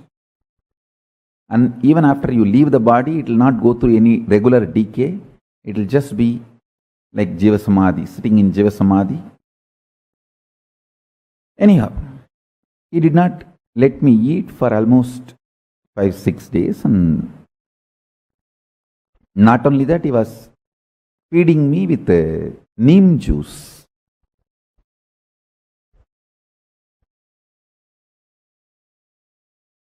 Without food, giving neem juice and asking me to brush my teeth with the neem stick.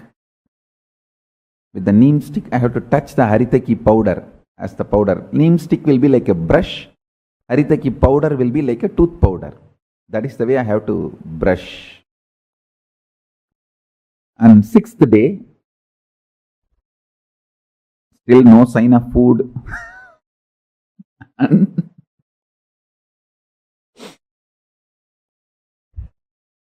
Again, neem juice. Finally, I vomited. Nothing came out, just that neem juice, which he fed me, that only came out. Because there was no food for last 6 days. What can come out? Only neem juice came out.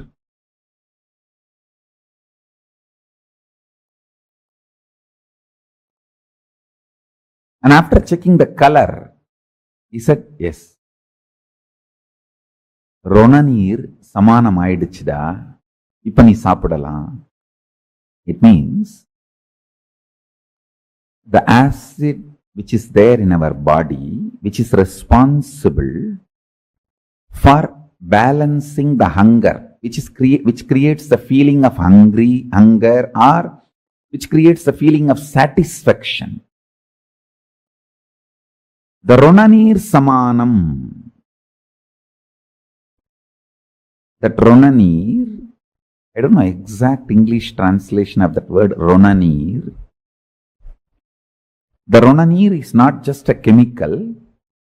When it is in the body, it is a living organism which can be programmed. It means like it has its own biomemory. So, that decides the signal of hunger, signal of satisfaction is programmed in Ronanir. That Ronanir is responsible for maintaining our hunger. He said that has been balanced and programmed. And I tell you, till now, that programming they have done is responsible for my healthy, happy life. As I said, 42, can sit in Padmasana, no spare parts required, spectacles or teeth, nothing, no spare parts required. Internal or external, happy, healthy, 20 hours a day I can do my work. No medicines, no hospital visits, nothing.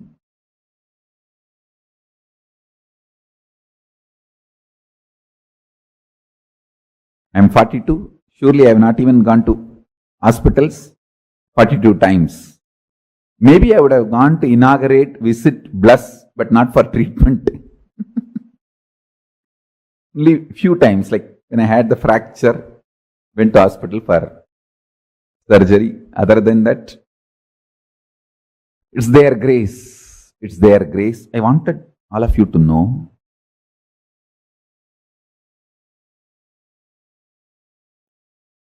balancing of the Ronanir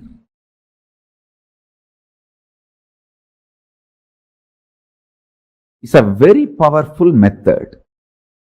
I'll give you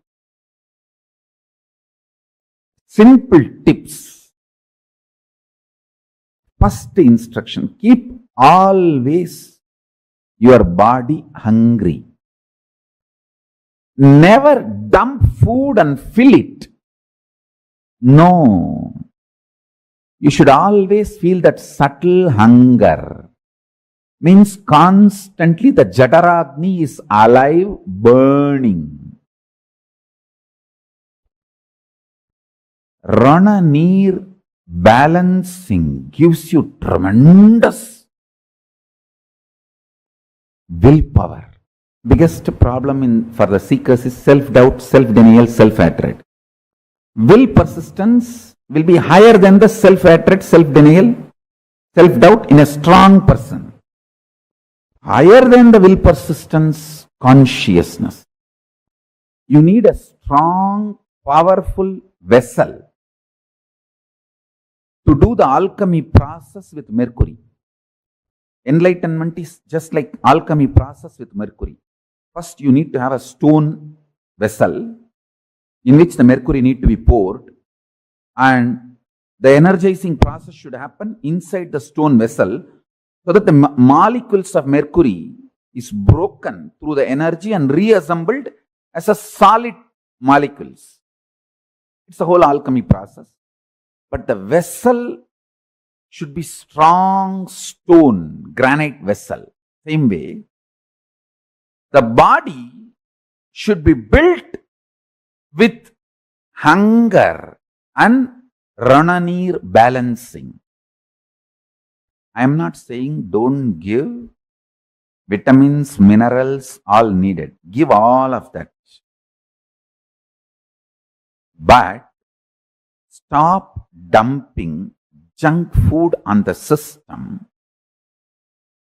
Your body will become a powerful vessel where the spiritual alchemy process can happen.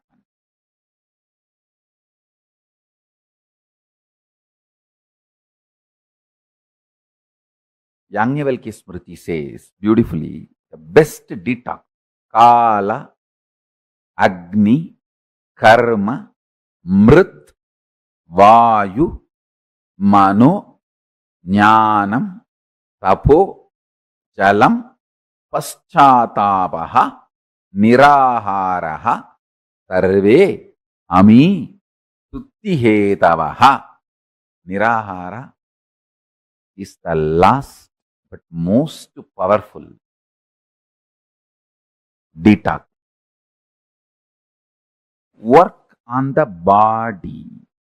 Work on your body intensely by more and more nirahara. Keep yourself hungry. Whole day you should feel the fire of hunger.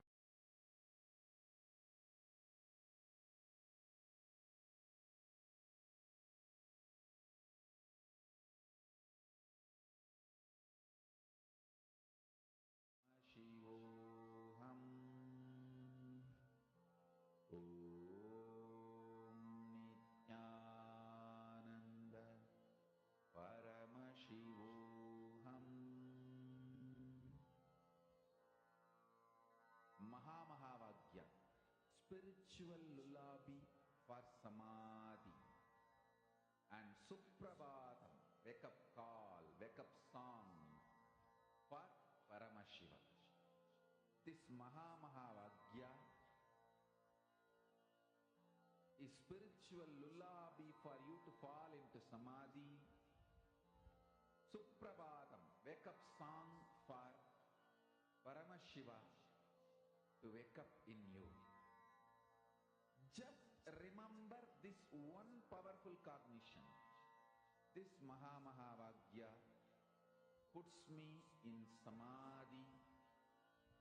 This is spiritual lullaby for samadhi, and Suprabhatam, wake up song for Paramashiva in me, for Paramashiva to manifest. With this one spiritual powerful cognition, chant this Mahamahavagyam.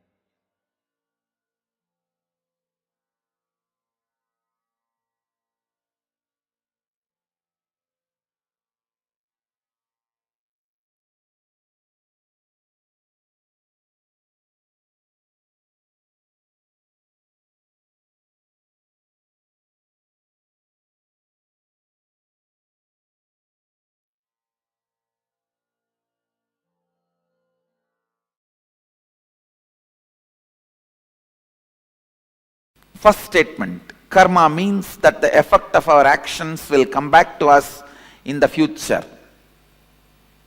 Myth. Karma means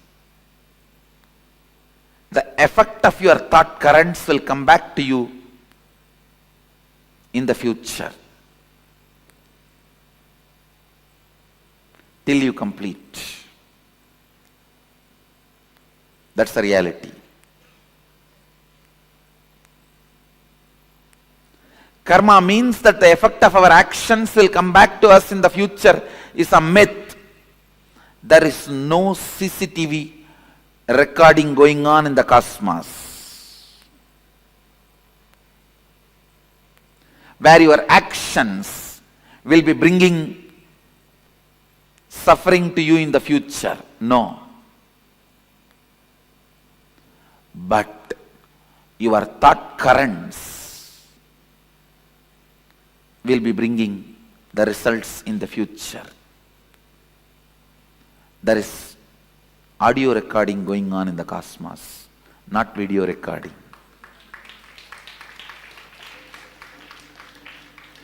Video recording means your actions being captured. Audio recording means your thought currents being captured. Cosmos has only audio recording, no video recording. Understand, cosmos has no CCTV camera. It's only video muted camera, audio recording.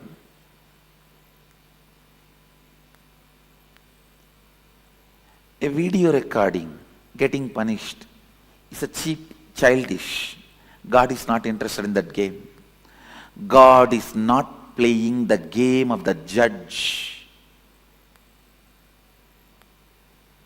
And there is no such thing as you will be judged, weighed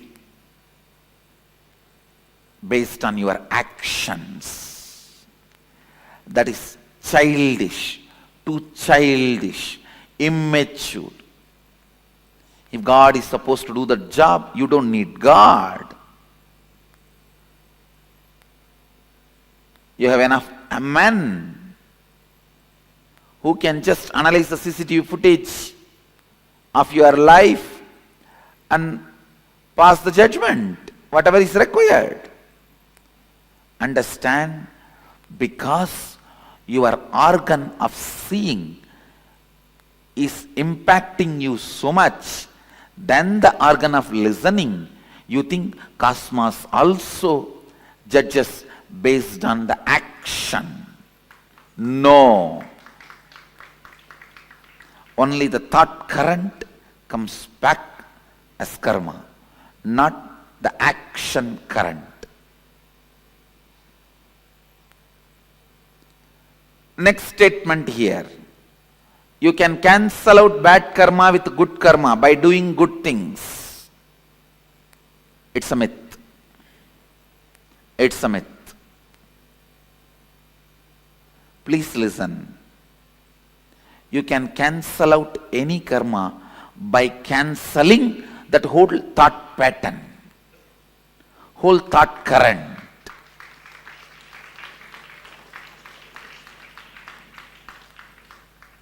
If you are not able to give up even one small parts of your thought current and cause even parts of your reality, that is called bad karma. If you are able to break and give up on parts of your thought current and make parts of your reality into reality, that can be called as good karma. If you are able to break the whole thought current and go beyond the thought trend, it is called completion. So, good karma does not cancel out bad karma. Cancelling out happens only when you break from the whole thought current. The next statement. Same action by different people will have different karmic effect. Yes, it's reality. Because the action is not responsible for the karma.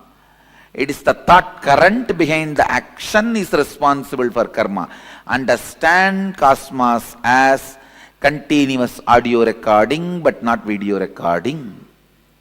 This statement, this truth will clear tons of your questions about karma.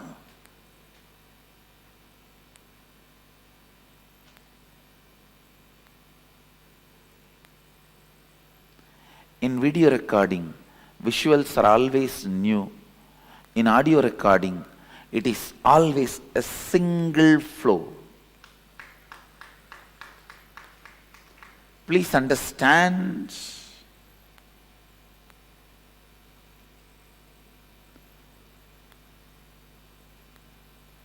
If your mind is audio recorded, don't ever think it will be a long hours together material. No, it will not be more than 5 statements, 24 hours. The same 5 statements is getting repeated in the old stupid gramophone record in different ways of getting stuck.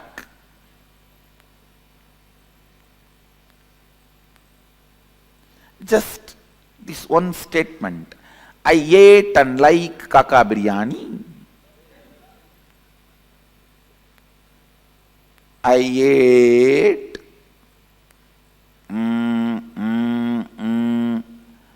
and like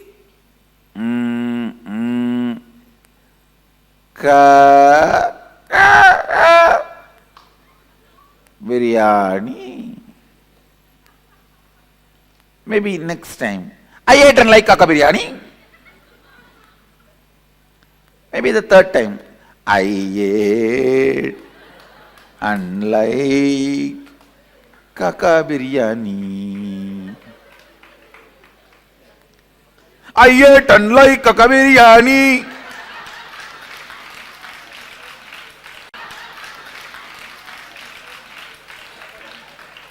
That's all is your inner audio recording. Please understand. If you think, if you are inside audio recording is done, you will have multiple things you are wrong. You do not know you. The more restless you are, you think more thought currents you have. No. The more restless you are stuck in the same thought more number of times. Not more thought current. You are repeating the same more number of times, not more number of thought currents. Listen. Listen to this understanding. You can be complete and be liberated today. Internalize this truth.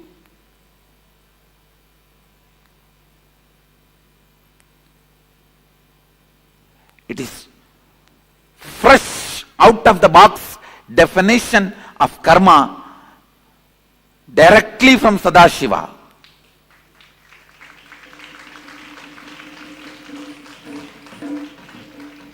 Remember this one truth. Your life has no video recording, it only has audio recording. Your actions do not count, your thought current counts.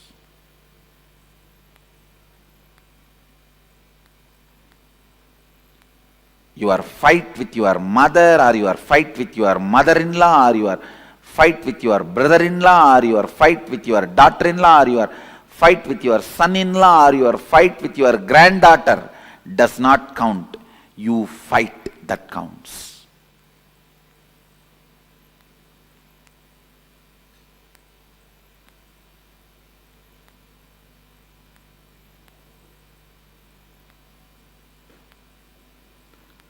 Same action by different people will have different karmic effect. The statement is true. Next statement. Karma cannot be changed.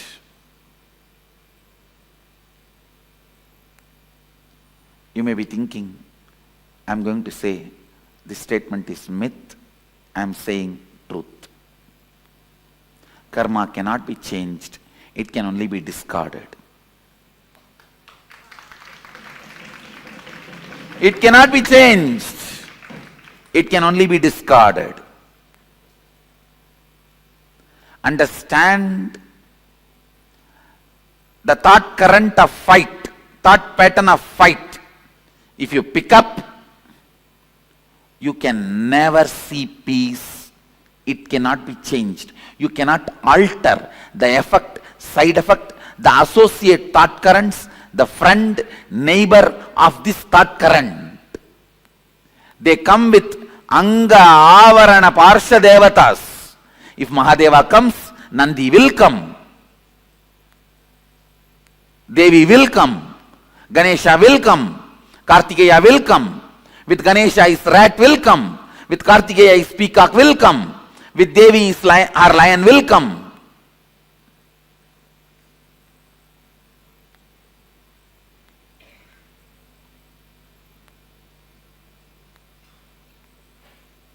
You can't change it. When you bring the thought current of fight, all the things associated will come, you can't change it. Effect, side effect, after effect, everything will come, you can't change it. You will attract the same type of people who are holding the same thought current in your life again and again and again. It cannot be changed. Karma cannot be changed. It can only be discarded.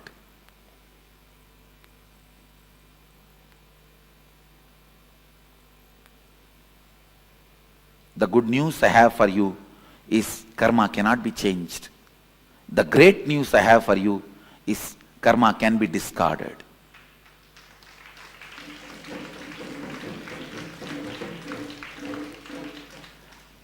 The moment you discard one thought current, suddenly you will see not only you are entering into the next level of your existence, you will be seeing the people who will exist in the next level surround you suddenly. It is literally like Indian movies, how the moment you fall in love, the scene changes. The dry land around you becomes a green grass bed, and the electric pole around which you are standing and talking in your stupid cell phone becomes a great Devadaru tree, and the dog which is pissing around that electric pole becomes the cute pet Pomeranian, and you just run around the tree.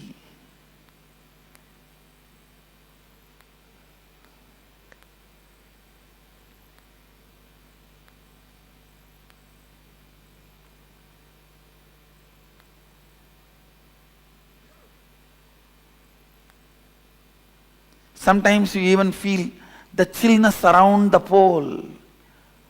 Ice around the pole till police comes and picks you up.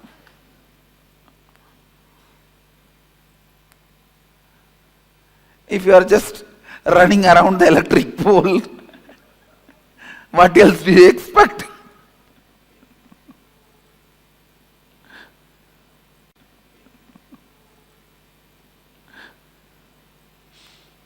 Just like how in Indian movies, the moment you fall in love, your whole inside, outside changes. I tell you, exactly the same way. When you complete even with one thought current, the whole thing suddenly around you will change.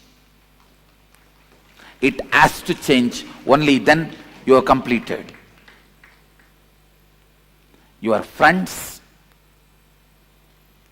in reality and your friends list in Facebook. Your likes in reality and your likes in Facebook. You are right, wrong, good, bad, everything suddenly will change.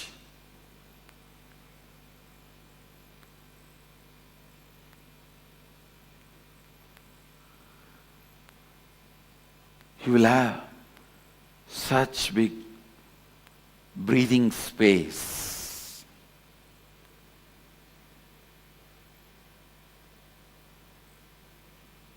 You will have that breather.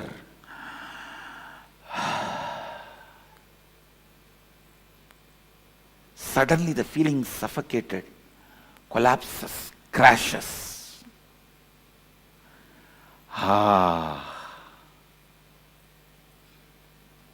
That becomes the music of your whole being. Whenever the becomes the music of your whole being, you are tasting completion. You are tasting completion. You are tasting completion.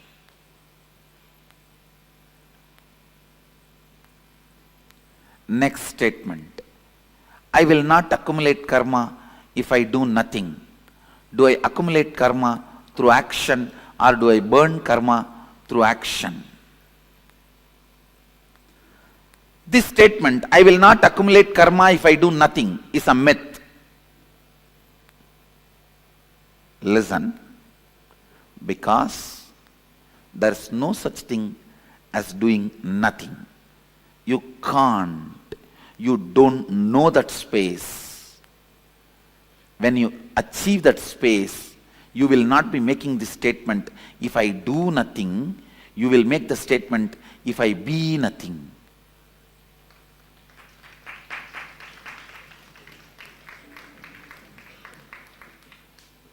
You can never be doing nothing if you are being something. Only if you are being nothing, you can be doing nothing.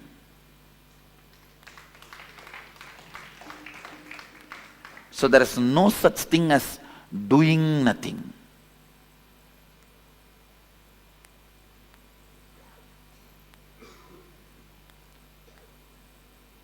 So the statement, I may not want to even say it is myth or reality, I will say it is wrong. The statement is wrong. If you make the statement, I will not accumulate karma if I be nothing, it is reality. If you make the statement, I will not accumulate karma if I do nothing, is mistake statement.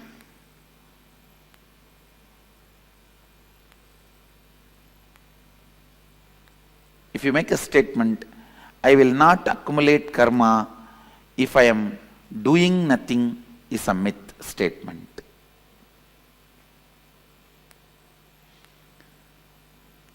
Next line, do I accumulate karma through action or do I burn karma through action? Understand? If your context is moving towards completion, you burn karma through action. If your context is not towards completion, you accumulate karma through action.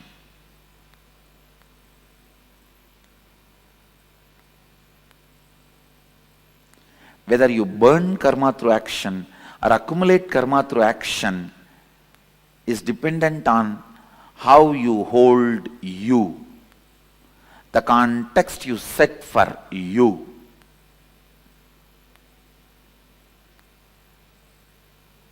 Basically, if you believe cosmos has CCTV camera recording going on,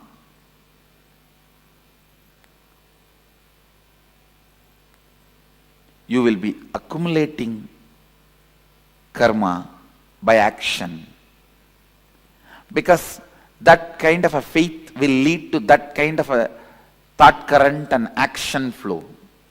But if you understand, it has no CCTV footage recording going on, it has only internal chip recording the audio,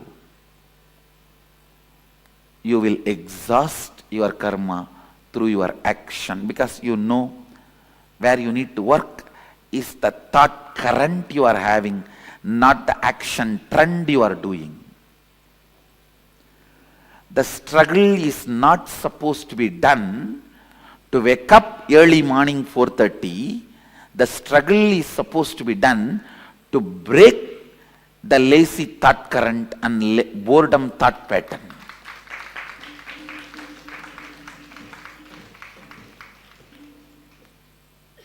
Unfortunately, when you believe the CCTV footage, all your struggle is aimed at waking up at morning 4 o'clock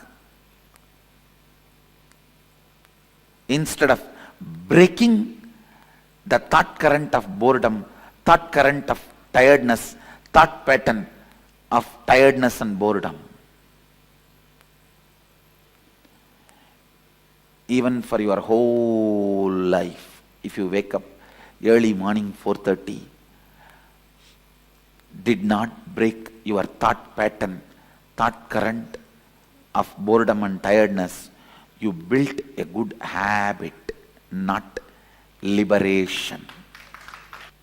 Habit is a habit. All of you know, I may want to remind you once more. In habit, if you remove the T, if you remove the H, a bit will be there. If you remove A, bit will be there. If you remove B, it will be there.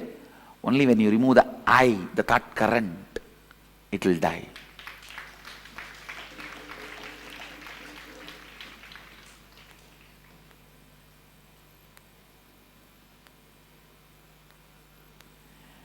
Even if you work whole day in Microsoft, did not complete with that thought current of feeling bored and tired, understand, you will just feel stuck and feel exploited, sucked and die by 45.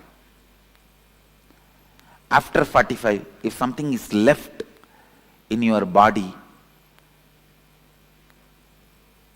that may be much worse than death.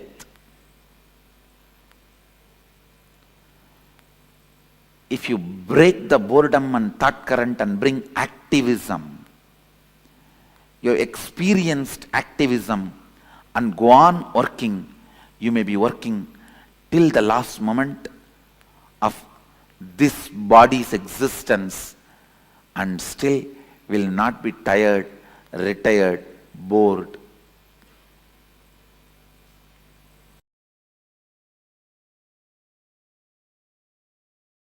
Listen.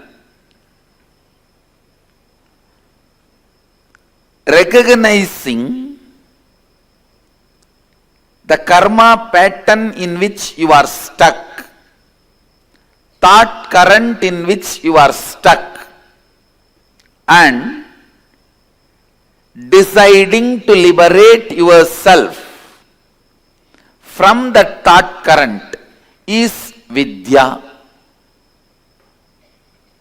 Recognizing karma pattern, thought current in which you are stuck and breaking from that, having a breakthrough from that thought current. Please understand, your decision to change you, your decision to have a breakthrough in your thought current is required basically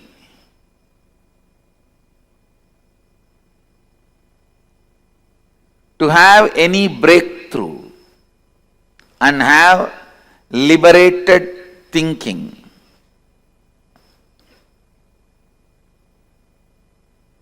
Understand some of these basic truths. If you have a thought current which can cause some health issues, Be informed that thought current can never give you fulfillment in wealth also, and it can never lead you to enlightenment also. It cannot give completion in any field of your life. Understand? I am not saying enlightened one will not fall sick. All I am trying to tell you is, when you are working towards enlightenment, if a thought current is bringing sickness to you, it will not be able to bring completion to you. Means, the thought current which you are entertaining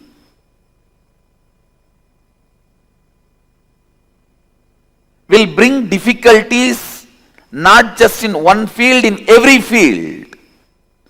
So the repairing of thought current is not going to help, only replacing it is going to help.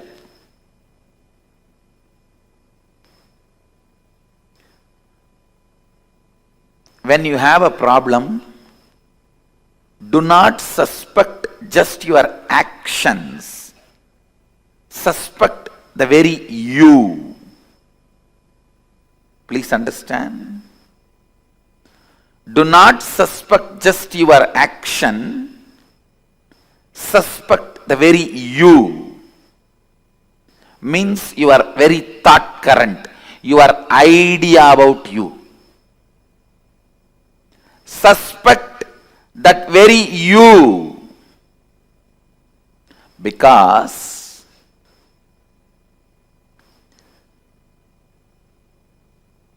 change, transformation, reinventing yourself, having a breakthrough from karma pattern, all this is easy and doable in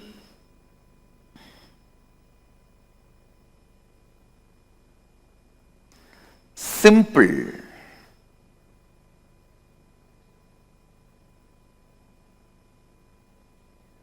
decision of suspecting your very thought current. Please understand. Most of us go on suspect our actions. I think morning I don't get up and do yoga, that is why I am sick. I think I don't go to office in time, that is why I am not earning. I think I am not taking right decisions in my office, that is why I am not earning. All this is suspecting your actions. No. That is not going to solve the issue. That is not going to give you a breakthrough. Suspecting your very cognition about you. See, early morning, unable to get up and go for yoga, means you have the deep cognition that is not possible for me. It doesn't look like me. It looks like somebody else, not me.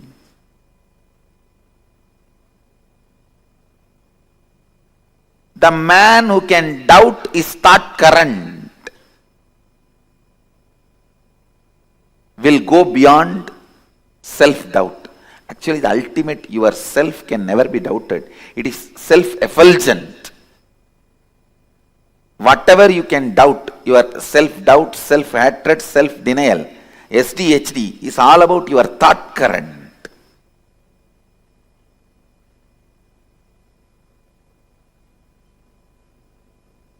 You should doubt your thought current, which is creating SDHDs in you, and complete that SDHD, self-doubt, hatred and denial. Please listen. Do not confuse the words. am giving you the exact essence. The thought current which you are having about you, the cognition you carry about you, that is what you celebrate as you, even though that is not you. What you celebrate as you need to be doubted. And the completion need to happen for the doubt by dropping that very self which you cognize as you.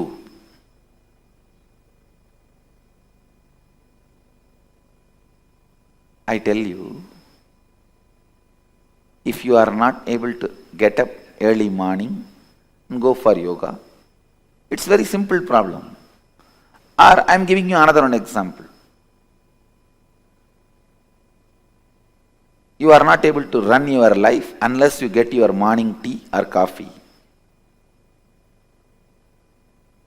You are not able to relax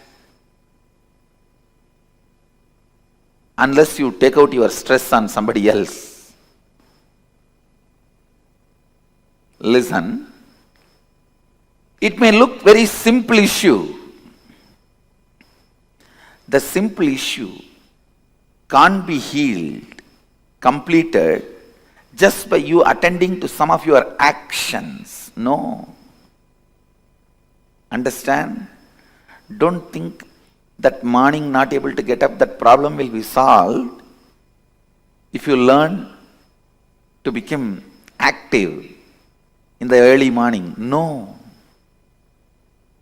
It's not that people who don't get sleep early morning are enlightened beings. No.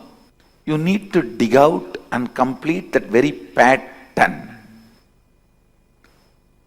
You need to dig out and complete with that very pattern.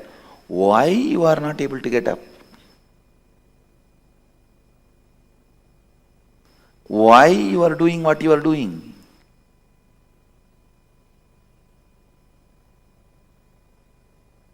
Partially attending or looking into your problems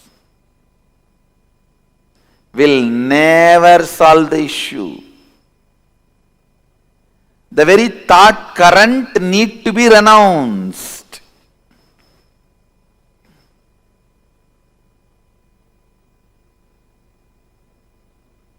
If you are having headache,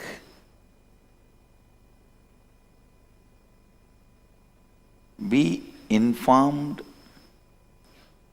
It will not just resonate in your head, it will resonate till the end of your life, wealth, relationship with others, contentment, everything.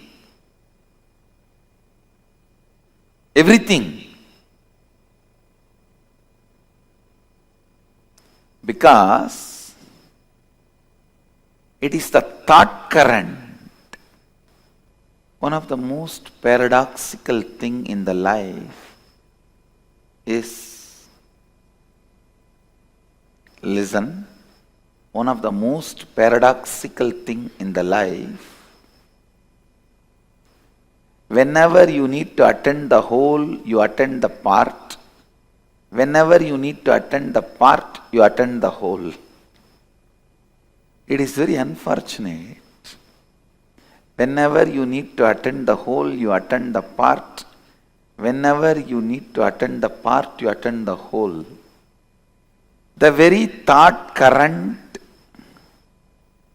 with which you operate need to be replaced.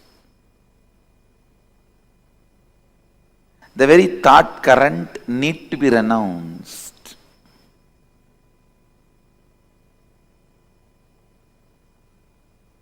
If you are entertaining the thought current, you don't have enough energy to wake up in the morning. I tell you, even if you have billions of dollars, you will be constantly craving. You don't have enough money to do what you want. because you do not know the power of the money which you already accumulated and having it. You will consider them as zeros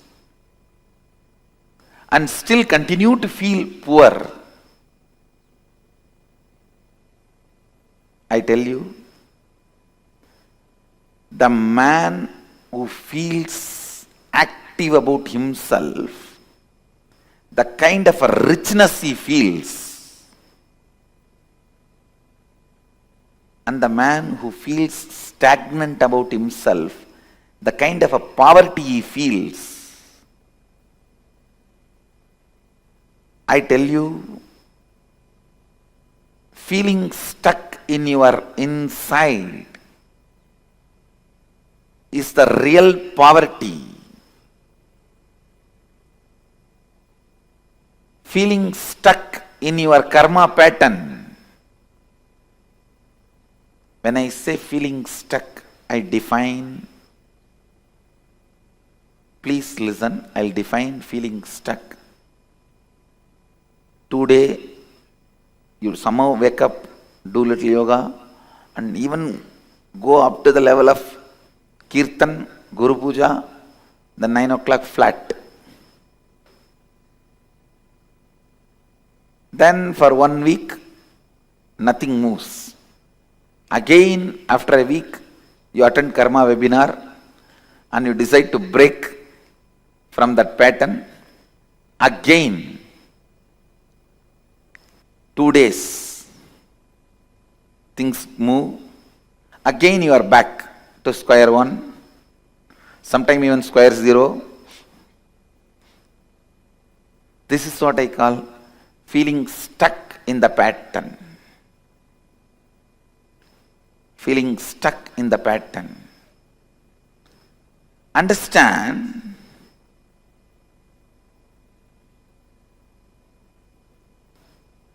unless you give a breakthrough, you give a break for yourself, unless you decide to break from this karma pattern,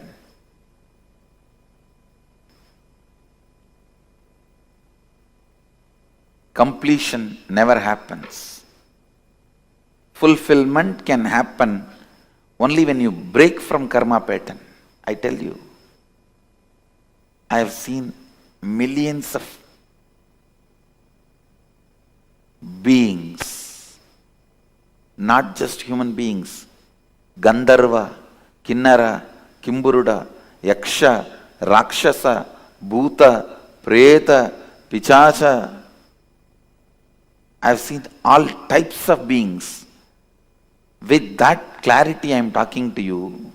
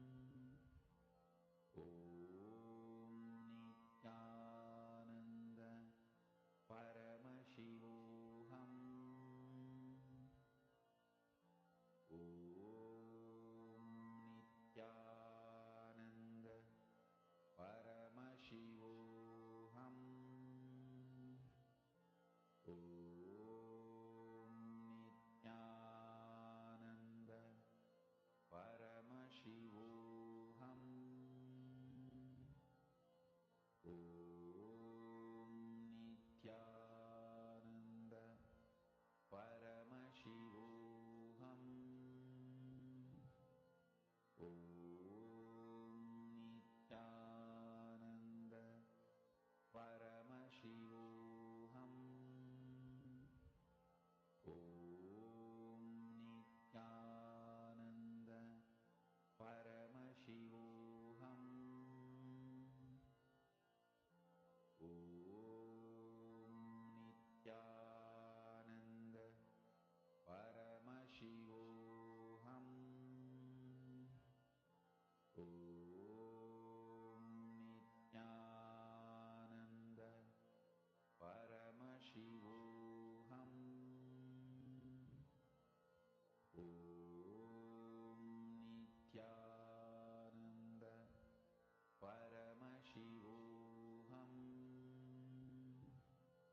Om Nithyananda Paramashivoham. Om Nithyananda Paramashivoham.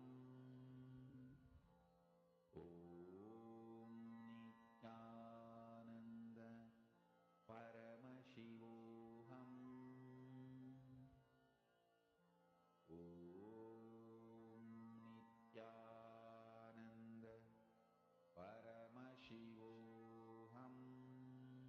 Om Nithyananda Paramashivoham. Om Nithyananda Paramashivoham. Om Nithyananda Paramashivoham. Om Nithyananda Paramashivoham. Om Nithyananda Paramashivoham.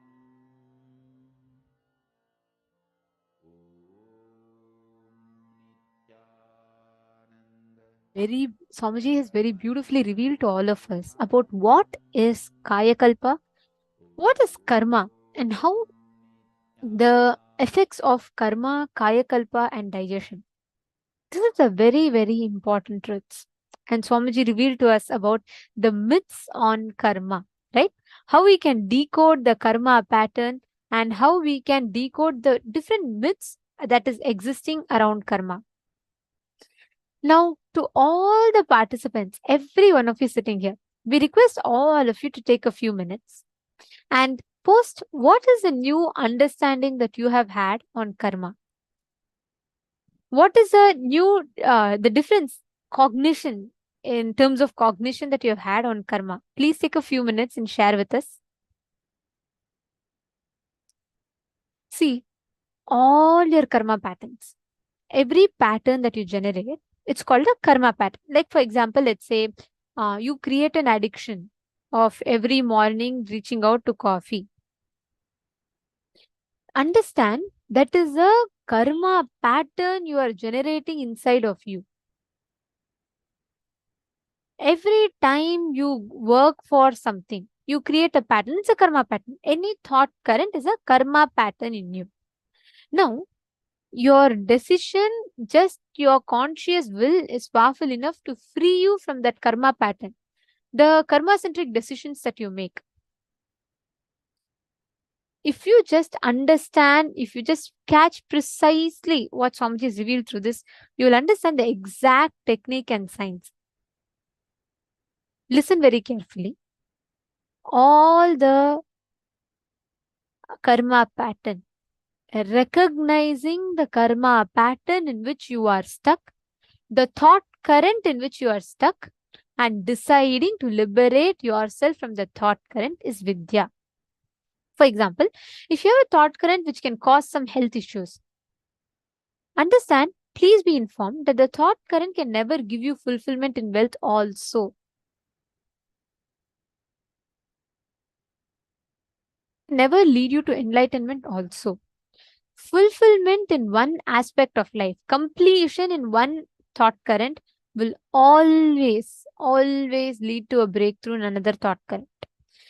Completion in one field will always give you completion in other fields. So the repairing of thought current is not going to help. Only replacing the thought current is going to help.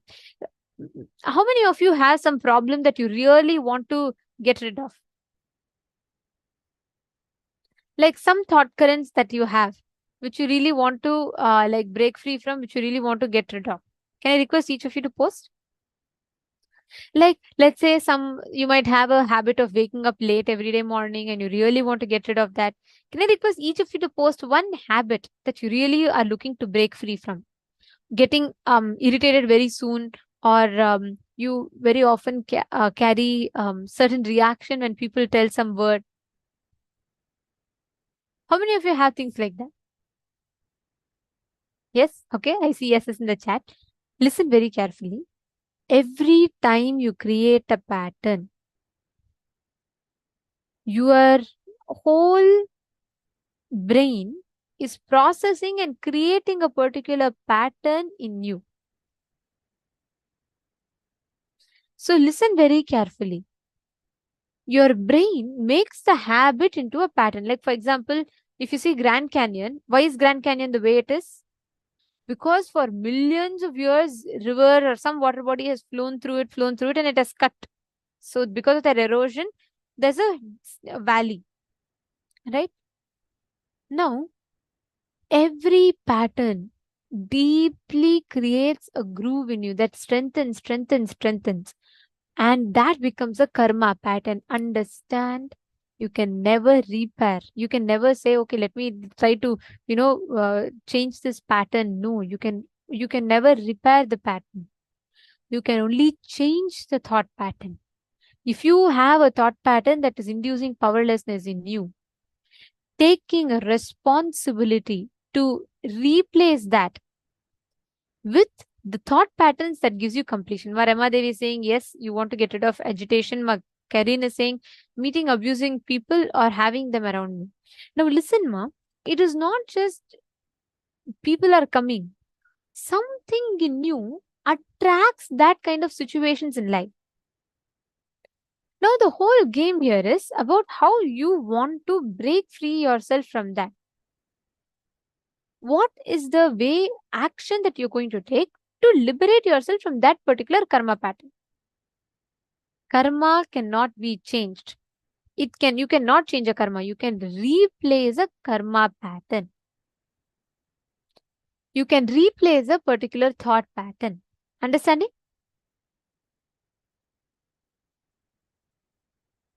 Understand, the root of it starts with all the decisions that you take which are against life. There's a very beautiful incident that it happened in the monastery campus. One of the Adinavasis, sannyasis living in the campus, she was once diagnosed with cancer in her base of her spine. Like it was a very quite serious, and she was suffering from cancer. So she came to Swamiji for healing, and Swamiji used to heal her. Every time Swamiji heals her, she'll be healed of that cancer. It was in the base of her spine.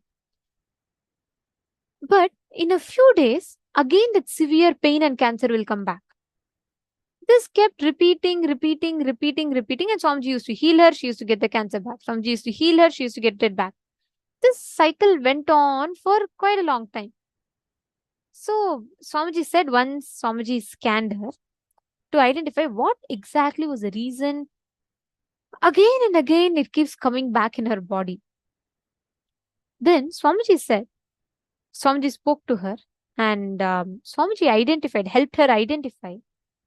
In her young age, she had been through some certain abusal, because of which she developed a deep hatred towards that particular part of her body, and continuously saying no to life, by denying that part of the body.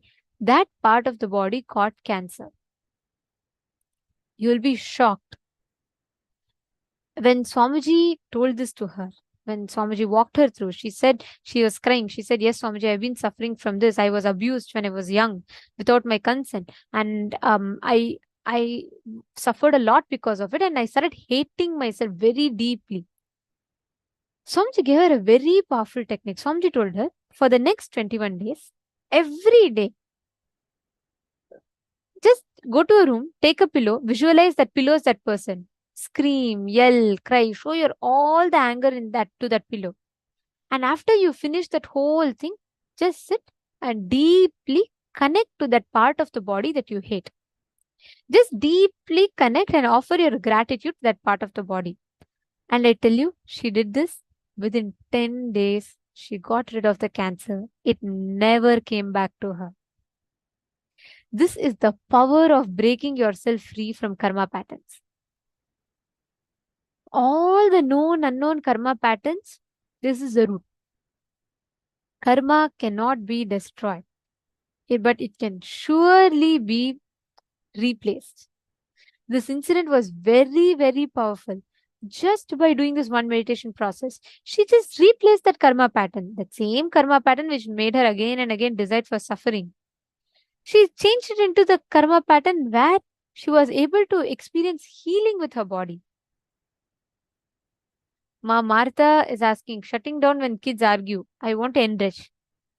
Again, see Ma, alright, let's do one thing. Ma Martha Manna, listen very carefully.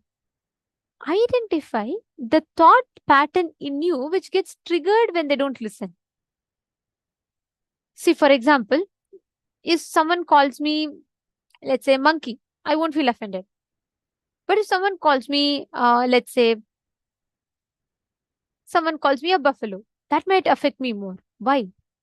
Selective words affect someone. Selective words, the same thing, if someone calls another person, the same person calls another person a monkey, they may get affected for the word monkey, but not affected for the word buffalo. Why? Because it is not the external situation. Every external situation is triggering a thought current in you. Are you catching it? Now, there are two ways you can deal. You can try to change life, which is never going to work. People are not going to change. If people could have changed, then long back world would have been a happier place to be. People, you cannot change outside. The only thing that is under your control, easy to change, is you, inside you. So, look in, identify every time when your kids don't listen to you, they argue back. What thought current in you gets triggered? What is the thinking process runs in you?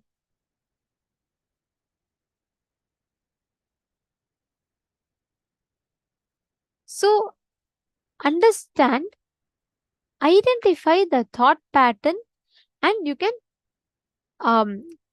complete with it. Are you understanding, Ma'am Martha? Sit now and write. You'll actually start understanding. I request each of you, pen down all the decisions you have taken that were against life and caused you suffering.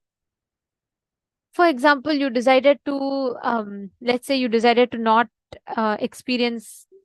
you decided to not go for something good in your life, or you decided you will not take responsibility, you decided you don't want to expand, you decided you will not do completion, you decided you will not do yoga. Take all the decisions that you've taken against life. Take a few minutes, just 5-10 minutes, sit and pen down. All the decisions you've taken against life, please pen them down.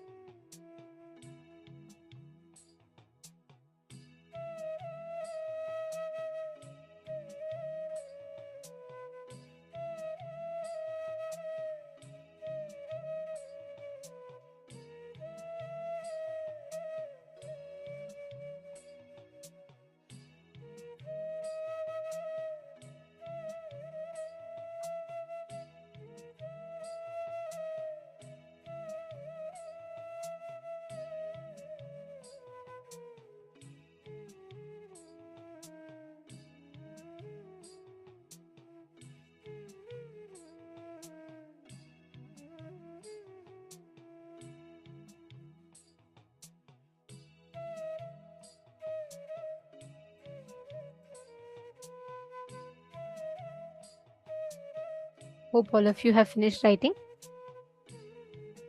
See, now please understand, all of us, every one of us are, just by our decision, we have the power to rewrite the karma patterns.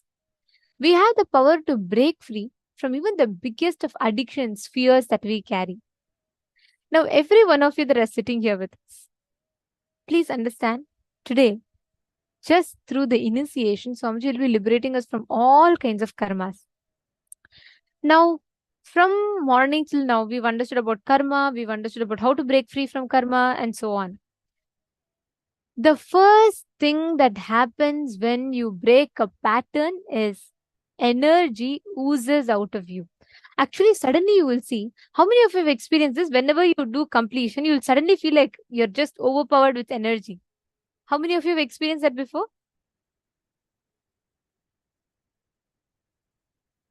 How many of you have experienced that? Suddenly, when you do completion, you will feel like suddenly there's so much of energy, even you will not know from where. Yes, beautiful. I see so many of you putting yes. Understand, you know why this happens? Swamiji tells, every time you break a pattern, a power gets released. Every time you do completion, see, it's like, I'll give you all an example. So let's say I have this bottle, right? So now, if I pour the water, right? Like there's water in the bottle, and if I bend the bottle, the moment, because there's a cap, the water cannot flow any further, right? Am I right? So because there is a cap, and that cap is blocking the flow of the water is stagnant, stuck here.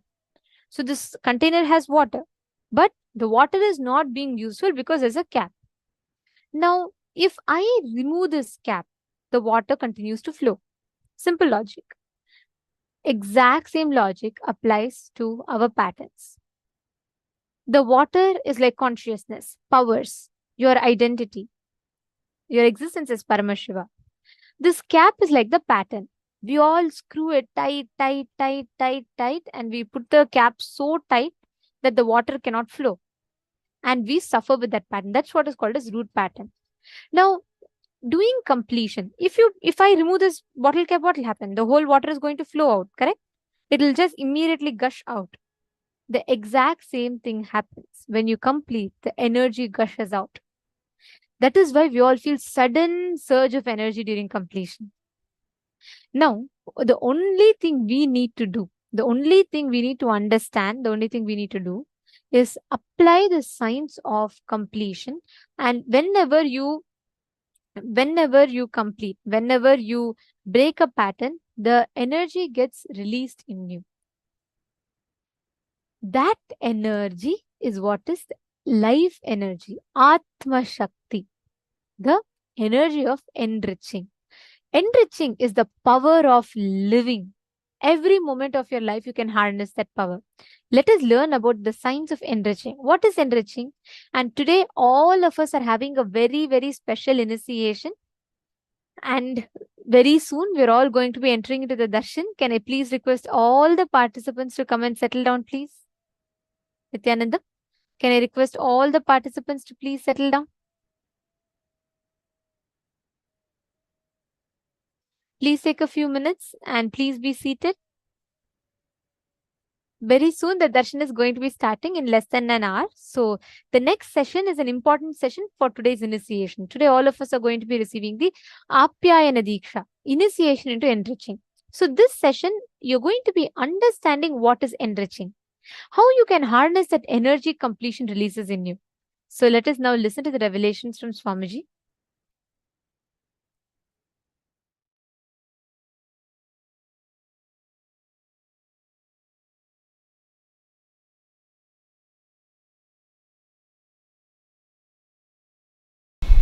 Today I'll expand on how the enriching and causing is a spiritual practice. Understand?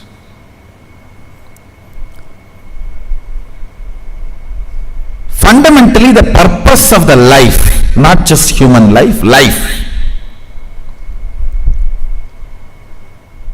is to manifest Pindanda to Brahmanda, macrocosm to microcosm. one cell amoeba to Mahasadashiva. See, whichever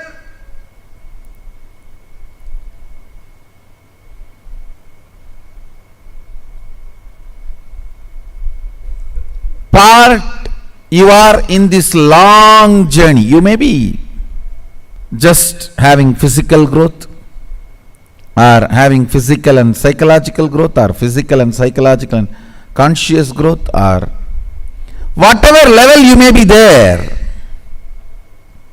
in this whole journey, supporting other beings in this journey is enriching.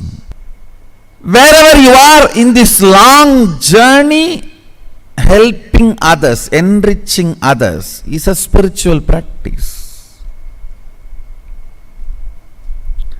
Causing others reality is a spiritual practice. Even in life, whether you want more energy in the body, health, more resources in your life, wealth, more beings to live together for your love, to share your love, give and receive, relationships. Fundamental principle is coming to conclusion to enrich and cause. Only if you decide to enrich and cause, energy will start oozing in your life. Energy starts oozing in you only when you decide to enrich.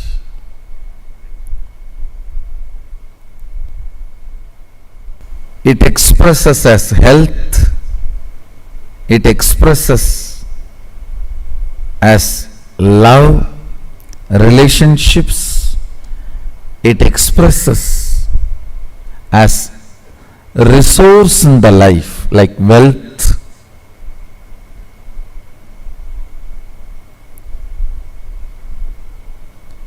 What's the biggest wealth, you know? Ability to relate with a large number of people with love is the best wealth you can have, which will never leave you.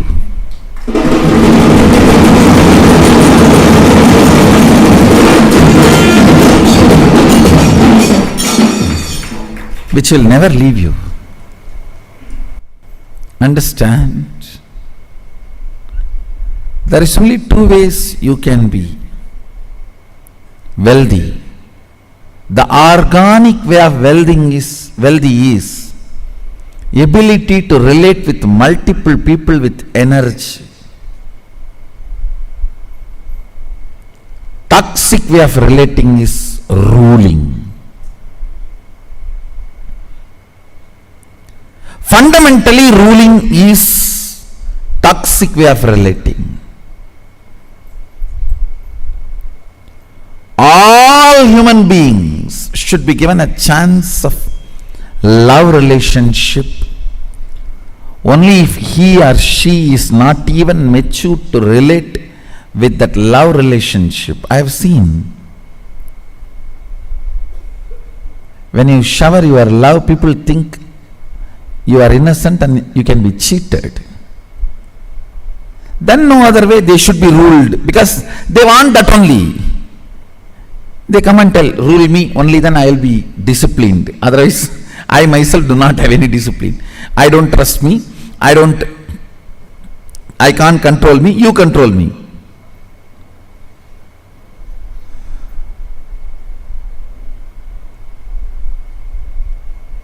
That's a toxic way of relationship. No.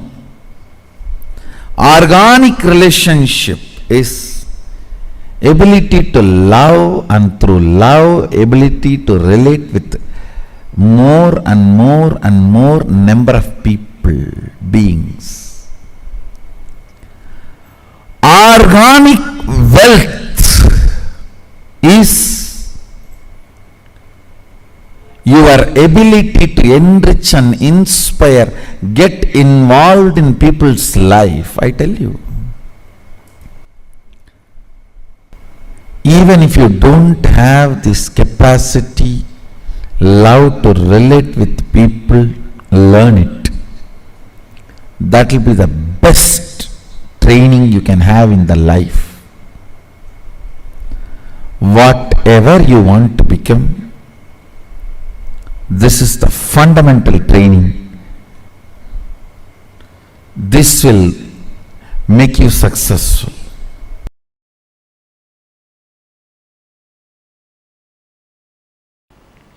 Deciding for life consciously in every step makes you free from all the karma. What is karma? Karma is nothing but your decisions against life sitting in you and harassing you, putting you in incompletion. Your decisions against life which sits in you and puts you in incompletion is karma. Is karma. Your decision for life liberates you from all karmas, all fears, all negativity. Evam tvayinanyate tosti na karma lipyate nare. There is no other way by which a man can free himself from the bondage created by the deeds. Listen.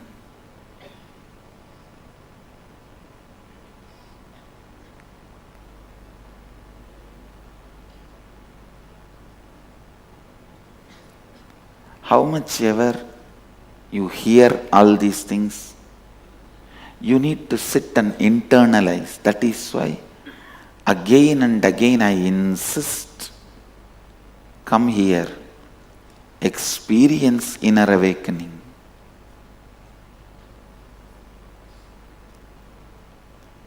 Experience completion.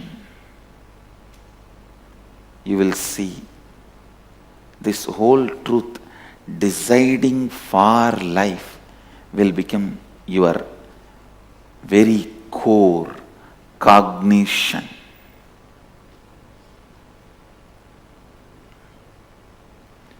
Kuruvan neveha karmani jijivishechadagun samaha evam tvayinanyate tosti na karma lipyate nare. Understand? There is no other way by which a man can free himself from the bondage created by the deeds. This is the only way you can free yourself from all your past karma. Now decide for life, work for life. I tell you. People ask me, Swamiji, in the past I have done a lot of violence. I have eaten all the animals. I have killed so many animals. I have harassed so many people. How can I get rid of the karma? The only way, Upanishad says, decide for life. Enriching is the greatest decision for life you will take. When you enrich somebody with wealth, your karma, your decision against wealth, your karma related wealth will go away. You will be free. When you enrich somebody with food, your karma, your decision against food, that will go away. You will be free from it. When you enrich somebody with a spiritual knowledge and enlightenment, all your past karma, decisions against life, bondage created by all the past deeds, all the karma will go away. You will be free from all the karmas.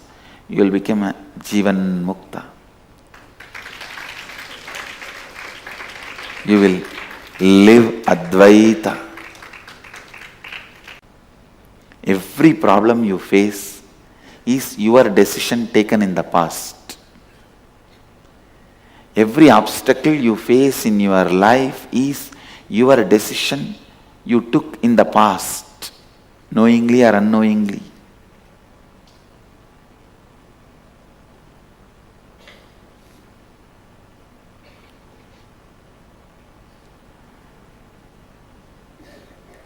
You can decide now strongly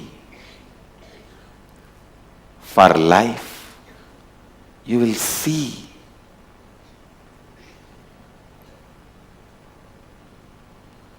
everything, all the best things of life expressing itself.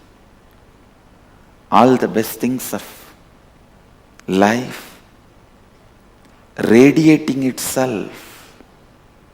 Upanishads are so clear. They are declaring there is no other way. Evam tvayi na anyatetosti na karma lipyate nare. If you want to be liberated from the karmas, there is no other way. There is no other way to be liberated from the karmas.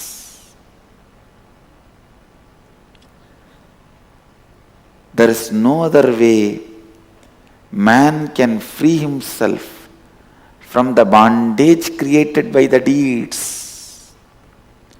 Kuruvan neveha karmani jijivishecha daggum samaha evam tvayinanyatetosti na karma lipyate nare.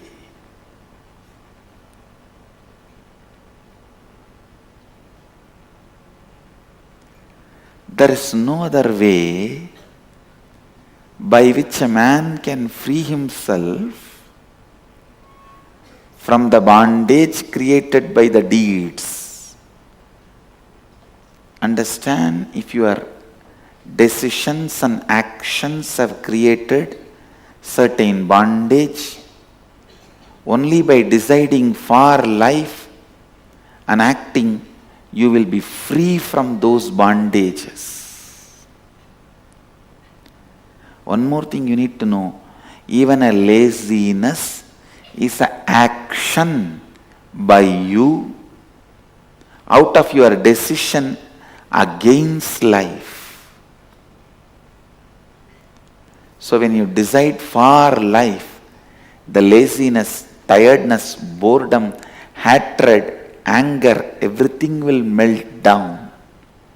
Everything will be cleared. So decide, listen, decide for life. Decide for life. Decide for life.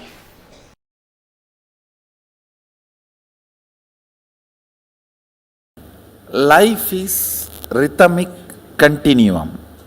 If you avoid this bars in this life, it's not that you are going to be liberated.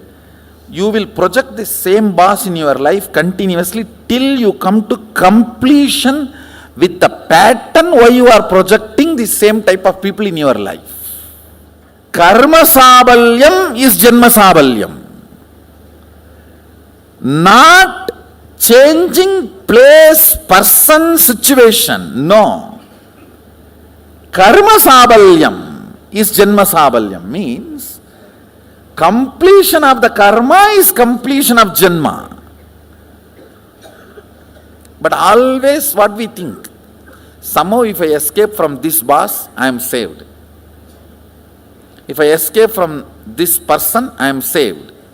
If I escape from this situation, I am saved. Sometimes we say, okay, I need to escape from karma, but let me first escape from the situation, then I will plan. Listen, if you decide to change the karma, and want to escape from the immediate problem, God will support you completely. Any man who decides for completion, the whole cosmos supports him. Cosmos is not interested in taking revenge on you. It is interested in rejuvenating you.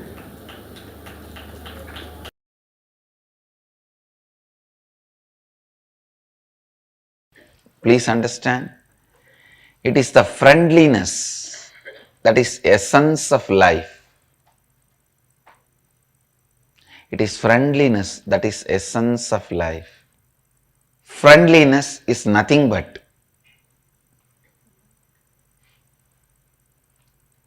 positive self-fulfilling prediction about the other person. Listen, I am defining. Whenever you have a self-fulfilling negative prediction about the other person, you are waiting to break it. When you are waiting to break it, all your attitude, everything will be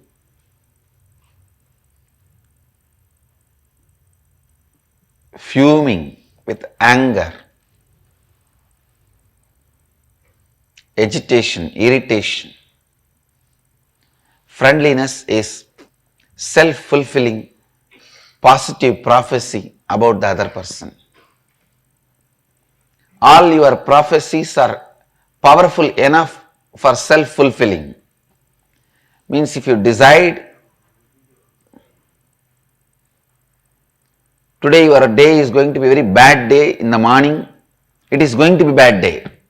Because you know how to pick up the bad things and assemble and see. Today is a bad day. You are capable of it. You will even make it and do it. There are some blackmailing media in India does just for the news. If they want to show somebody as bad, they make news as bad and portray that person as bad.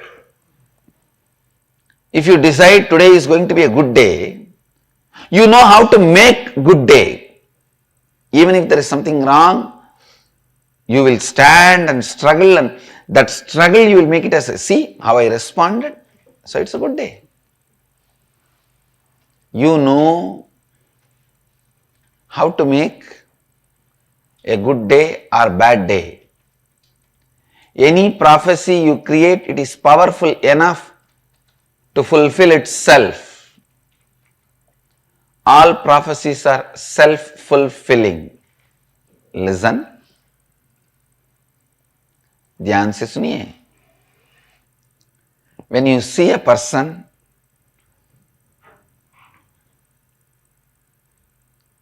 if you have self-fulfilling positive prophecy about him, this person is going to be part of my life for quite a long time.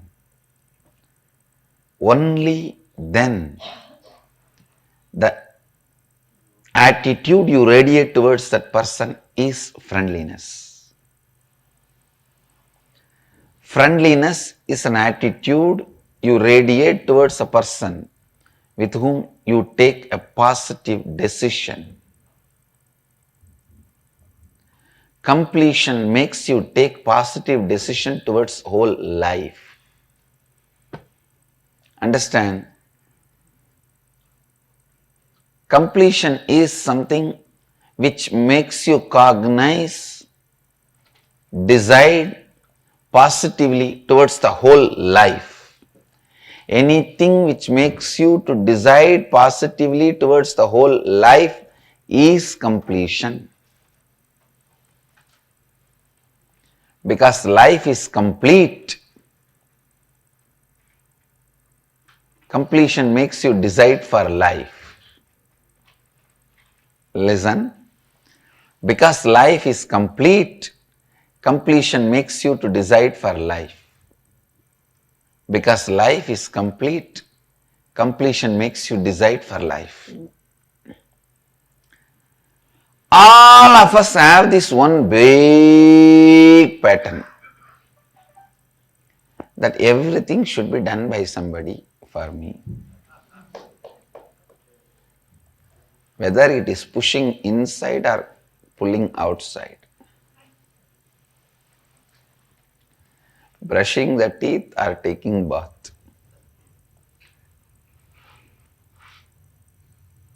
Including our transformation, enlightenment. If somebody does it and just ready-made inserts into us, like a ready-made complete software, tatak.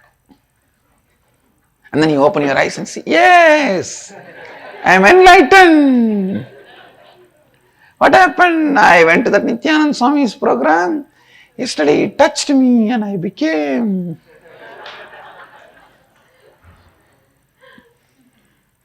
Everyone expects that everything should be done by others for us. But who is that others? Nobody knows. Please understand, when others do it, they will do it as per their specifications. Which is enlightenment for me may not be enlightenment for you. So I can only give you the tools. The final painting has to be done by you. Understand? I can give you the tools and knowledge. But the final painting has to be done by you. Otherwise, my portrait cannot be your portrait.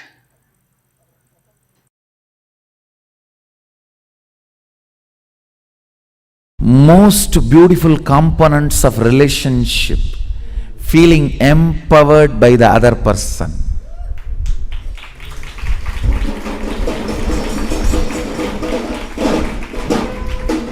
When somebody trusts you and you trust the other person trusts you, when the trust becomes a complete circle, not only you trusting me, I trust you trust me, and you trust I trust you, we both know our trust on each other, and our trust on each other, trust is so sweet. That is what I call feeling empowered by the other. Listen, whenever two persons empower each other, they are not 1 + 1 2, they are 1 and 1 11.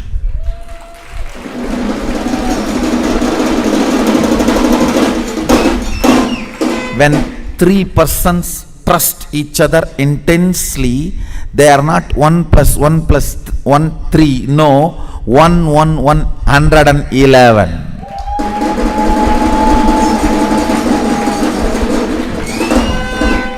You do not know the power of feeling empowered by somebody's trust. The trust, power of feeling empowered makes every single smile intimate.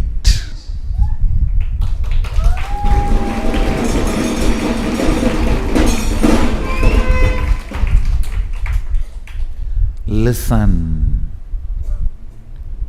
listen. All the beautiful things of relationship,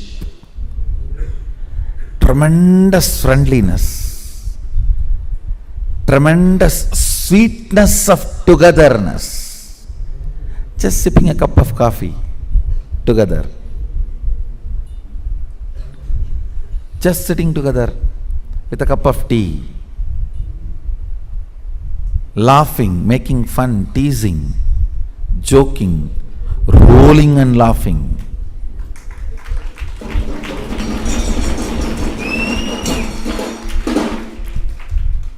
Most beautiful components of relationships gets brutally murdered when the sex intervenes like a wolf inside the sweet home. Understand? I am not talking something moralistic. No. When there is a demand or deprived feeling, I am not against sex or for sex. I am not interested in commenting on it. I am only commenting on feeling deprived or feeling demanded.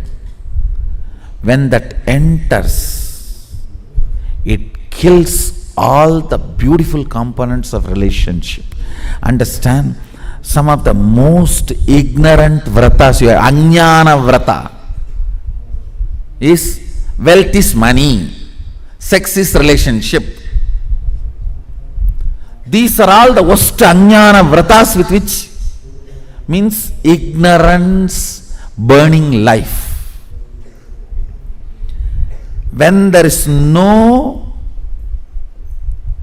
deprived feeling or demand, you experience best powerfulness of relationship. Understand?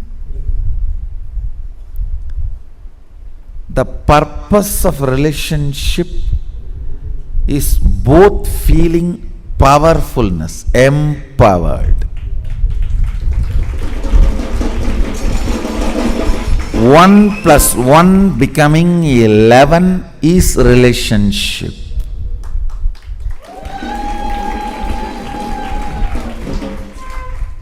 That is why the statement I make looks very paradoxical.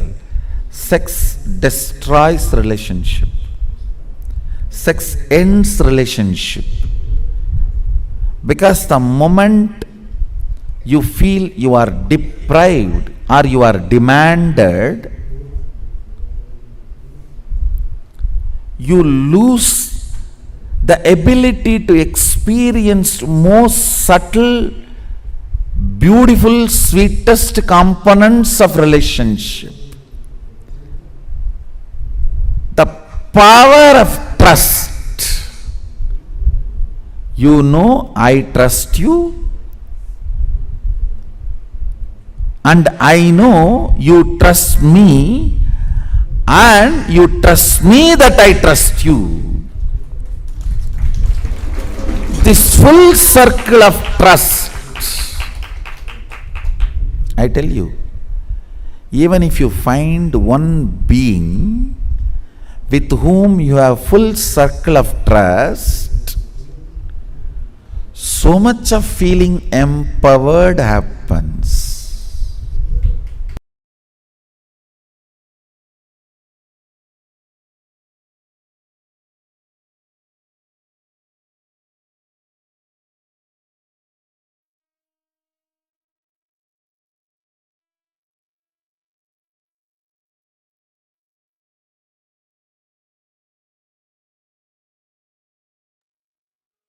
This one beautiful formula that Swamiji revealed.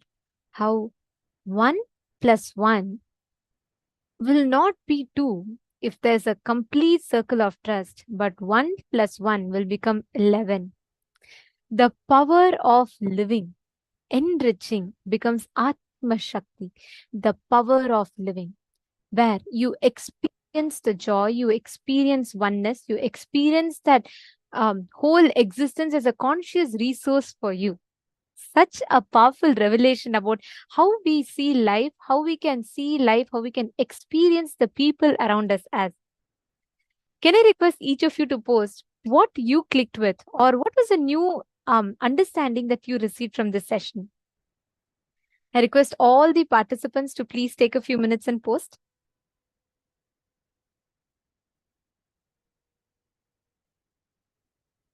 Today, so many of us have received such amazing truths about, be it about karma or be it about now what Swamiji is revealing about enriching.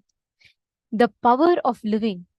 Imagine if we all add this as a conscious resource in our life, then you literally have the capability to add, to consciously use anyone in your life as a resource for you to expand further in life. And same way, be a resource for them to expand further in life as well.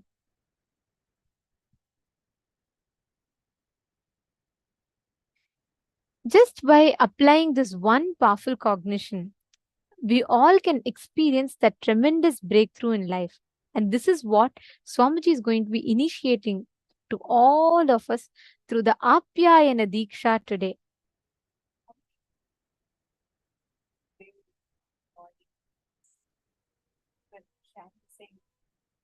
extraordinary clips we are having, we are experiencing when Swamiji revealed to us about what is karma and how karma is not the action.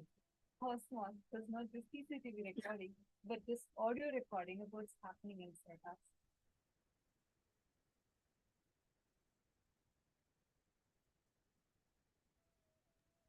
Sorry for that. I hope now you all are able to hear me. Yes.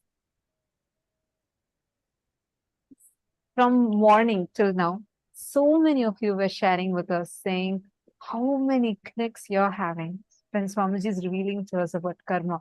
How karma is literally not equal to the actions, but the thought currents that you are stuck in.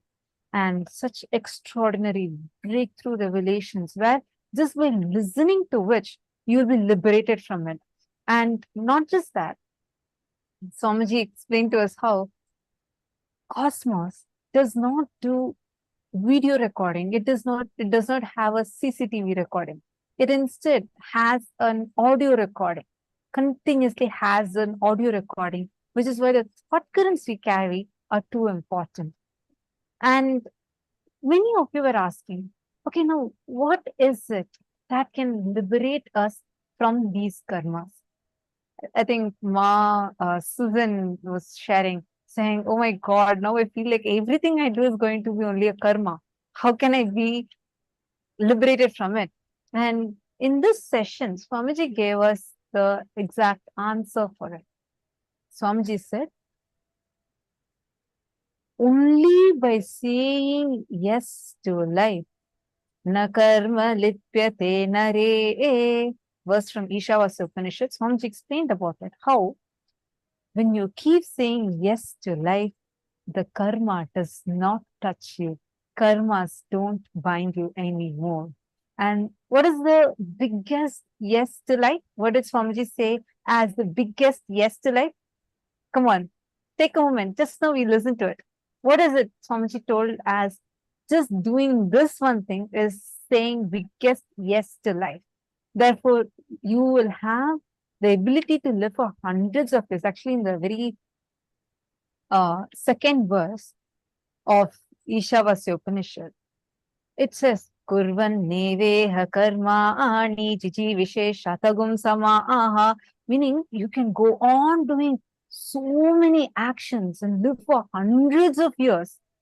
And in the same Upanishads, the Upanishadic Rishis also give us the secret technique of how you can live without those karmas binding you, which is saying yes to life. And what is the biggest saying yes to life? Yes, many of you posting. As you all have posted, that's right. It is enriching. And that enriching is what Swamiji is going to be giving us all as an initiation today through the Apyayana Diksha. We all are going to be receiving the power to be enriching.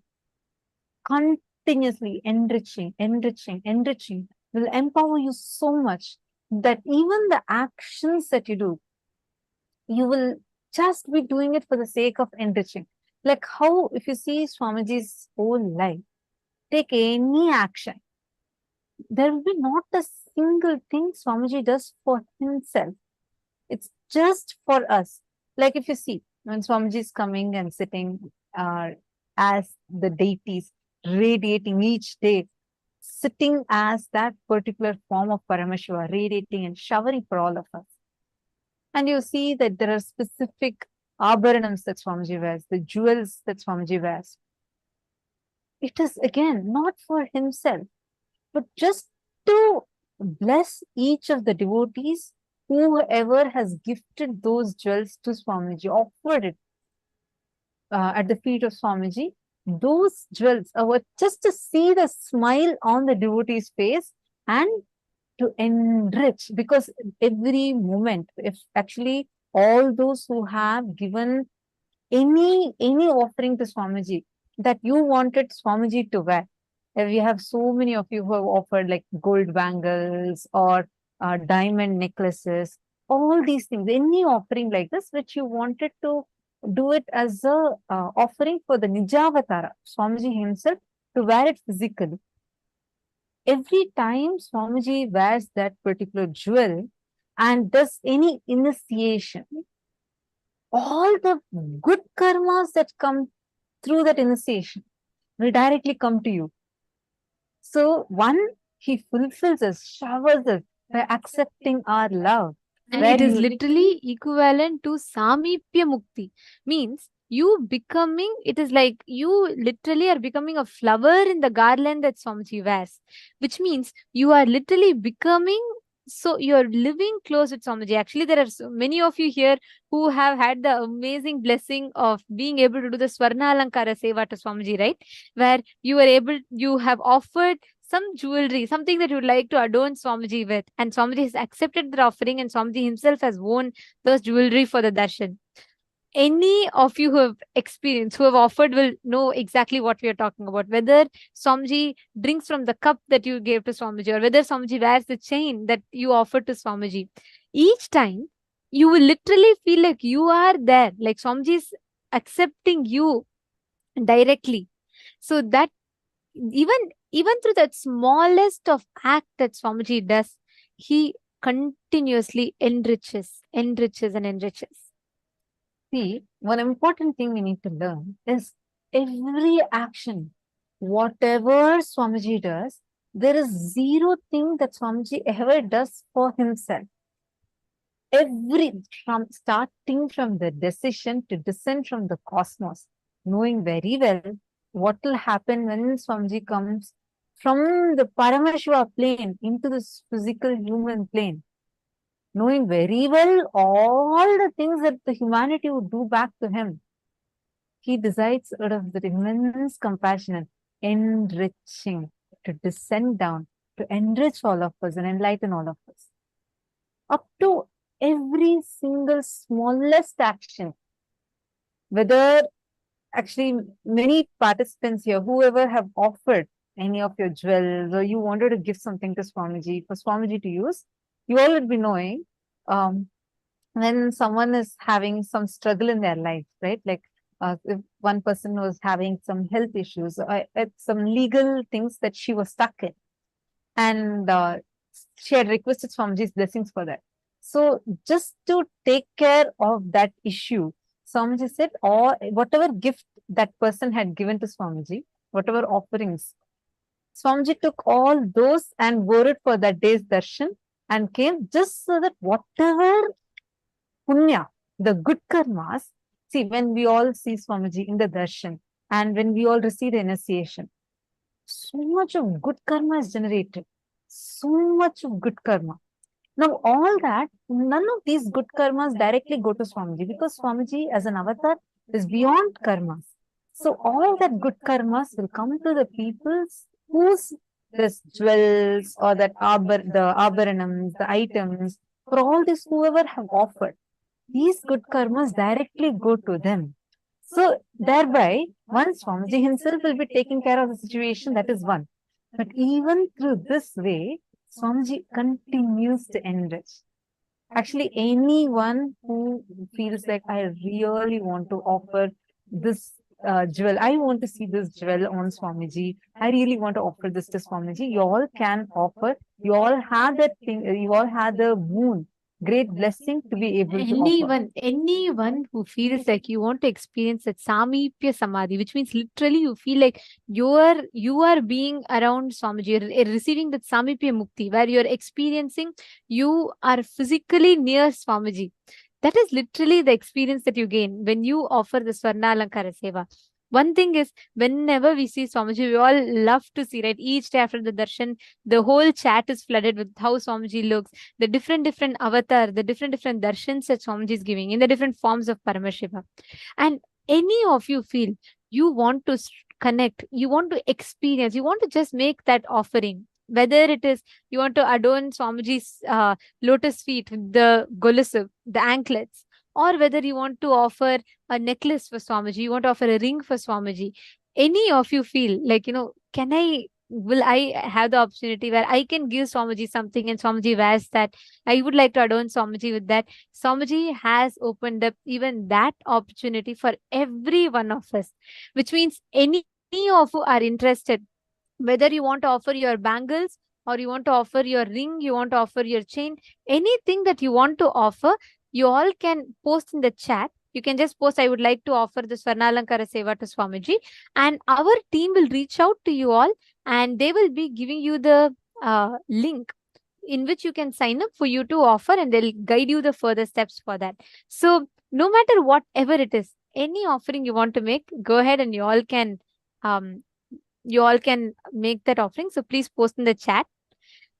In this session, Swamiji was revealing, right? Swamiji was saying about how every moment of our life, when you start enriching, you get so empowered in life with the ultimate conscious resources.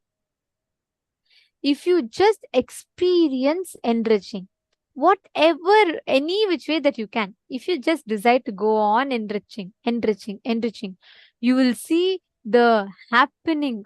Every situation in life will give you that exact experience. Today's darshan of Bhikshadana Murti, the form of Paramashiva, Bhikshadana Murti, Shardulahara Murti, forms of Paramashiva. All of these forms of Paramashiva signify exactly this happening. The ultimate enriching. Paramashiva himself comes down to enrich. So we will now be chanting the Dhyana Shloka of this form of Paramashiva. We request every one of you to sit straight with your head, neck and spine in a straight line. These Dhyana Shloka are the sacred mantras that describes that particular form or that particular manifestation of Paramashiva in a language that we can understand. We will now be chanting the Dhyana Shloka. Chaturbhujam trinetram cha nagnam chaiva smritananam bhasma dhigdam vidrumabham katyam pannaga samvratam avratalankrato bhrungi padam paduka samyutam dakshinam tatkaragram tu harinasyanugam bhavet Dakshine parahaste tu damarum chaiva karayet vame tvat parahaste tu trishulam pinchadarinam kunchitam dakshinam padam vama padam tu samsthitam samabhangam sthanakam cha gamanonmukharupakam Kapalopetahastam cha vrashanabhisamam bhavet evam bhikshatana proktam gundodharamatho shrunu devasya vama parshvetu gundodharamatasthitam hastadvaya samayuktam kapalam shirasinyaset bhutakar samayuktam Kundale karnayornaset damshrakara vaktram cha purvoktam lakshananvitam. This particular form of Paramashiva, where he graces the whole world with the ultimate auspiciousness, and the ultimate blessings of enriching, he himself comes down, causes the reality of all the rishis, bestowing them with enlightenment. Today, all of us are going to be receiving this initiation into experiencing enriching. We request all the participants to please bring a white thread, as we had announced yesterday. Please bring a white thread and make sure that you have applied turmeric on it. You don't need to wear it right now. During the darshan, Swamiji himself, once Swamiji initiates, Swamiji himself will be blessing us, and Swamiji will be telling us to wear. At that time, you can put the at that time you can put the thread on your wrist. Also, Swamiji very beautifully explains, when you wear the thread, every time your pulse beats, that is why you have to wear it on your left wrist. Swamiji tells, when you tie the thread on your left wrist, Every time your heart beats, which means whenever life is pulsating in you, and it will remind you that you have to enrich. It will remind you that life is for enriching. That is why today's initiation, during the initiation, when Swamiji himself will actually announce. So you all can tie the thread when Swamiji announces it around your wrist, and you will, this forever, as long as the thread remains, it will keep reminding you every time the heart beats, it will remind you are living to enrich, you're living to enrich, you're living to enrich. So that is a beautiful initiation that we are going to be receiving today. I request every one of you to take a few minutes and please keep the thread in front of your camera. Keep it ready. You do not have to wear it now. Yes, you can just keep it ready and you can wear it during the initiation.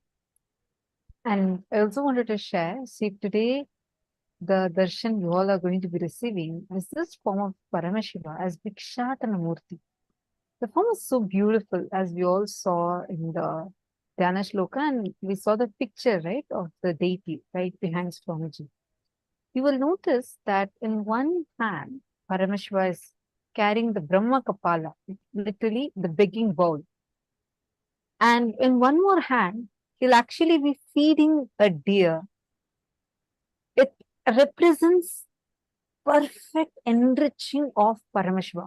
Literally, when he comes with a begging bowl, he takes away all the karmas that they have through the Brahma Kapala, swallows your karmas and burns your karmas, liberates us from the karmas.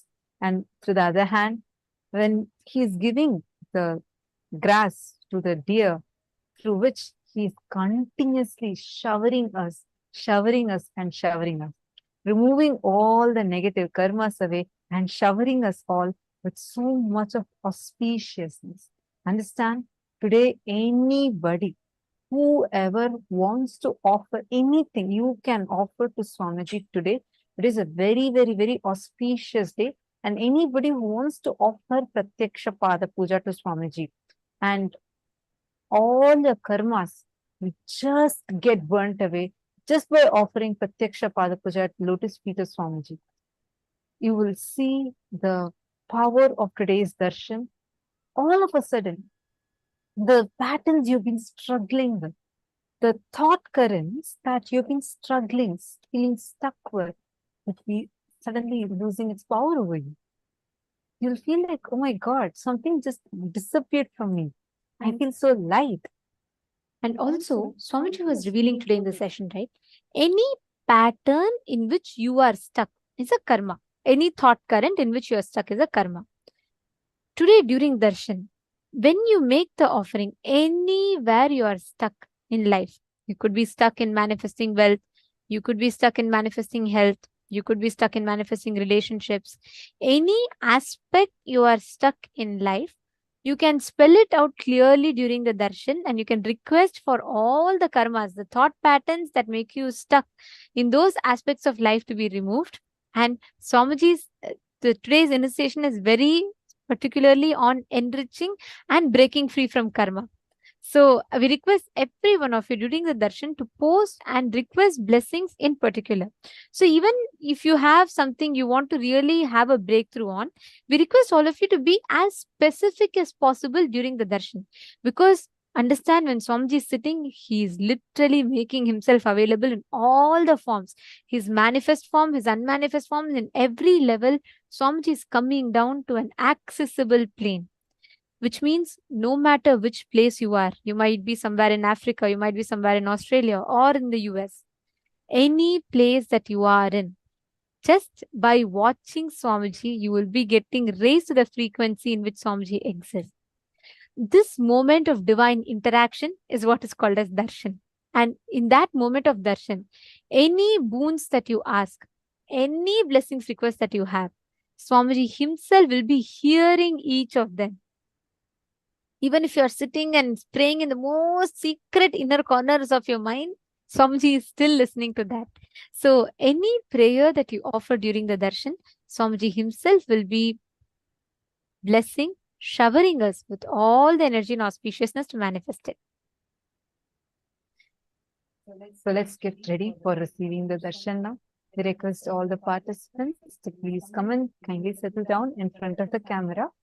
And during the darshan, being on the camera, in front of the camera, being very clearly visible is too important, as this is also part of the initiation. And even the viewers that are there on the YouTube, Facebook, anywhere you're just watching through one way, we highly recommend that you also join the Zoom rooms, because it is not just you're getting to sit in a two-way video conferencing with Swamiji, but you are also getting the powerful initiation through Nayana Diksha. When we say initiation, Diksha, literally Swamiji transmits his own energy, his very own inner space to all of us. When Swamiji is transmitting the energy, transmitting his powers, and giving us all the Diksha, initiation, it happens through multiple ways.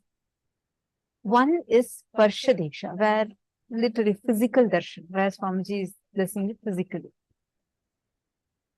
One more, now where all of us are sitting and virtually we all are receiving the Diksha.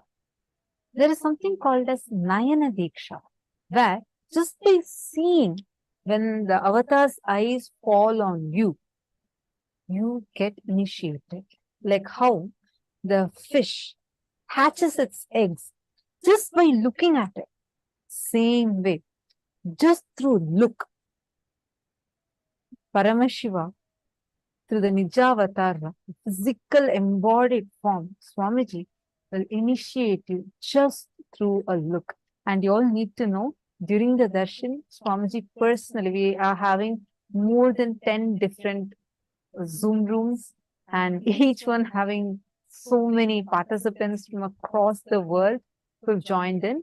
So across all these 10 different Zoom rooms, Swamiji goes one by one and watches every single feed and blesses every single one. And today, all of us are going to be receiving any wounds you ask. Swamiji himself is personally seeing and blessing, even the asked and unasked both. So now, let us all get ready to receive the darshan. Please sit straight, with your head, neck and spine in a straight line. Shanta Mahavakya,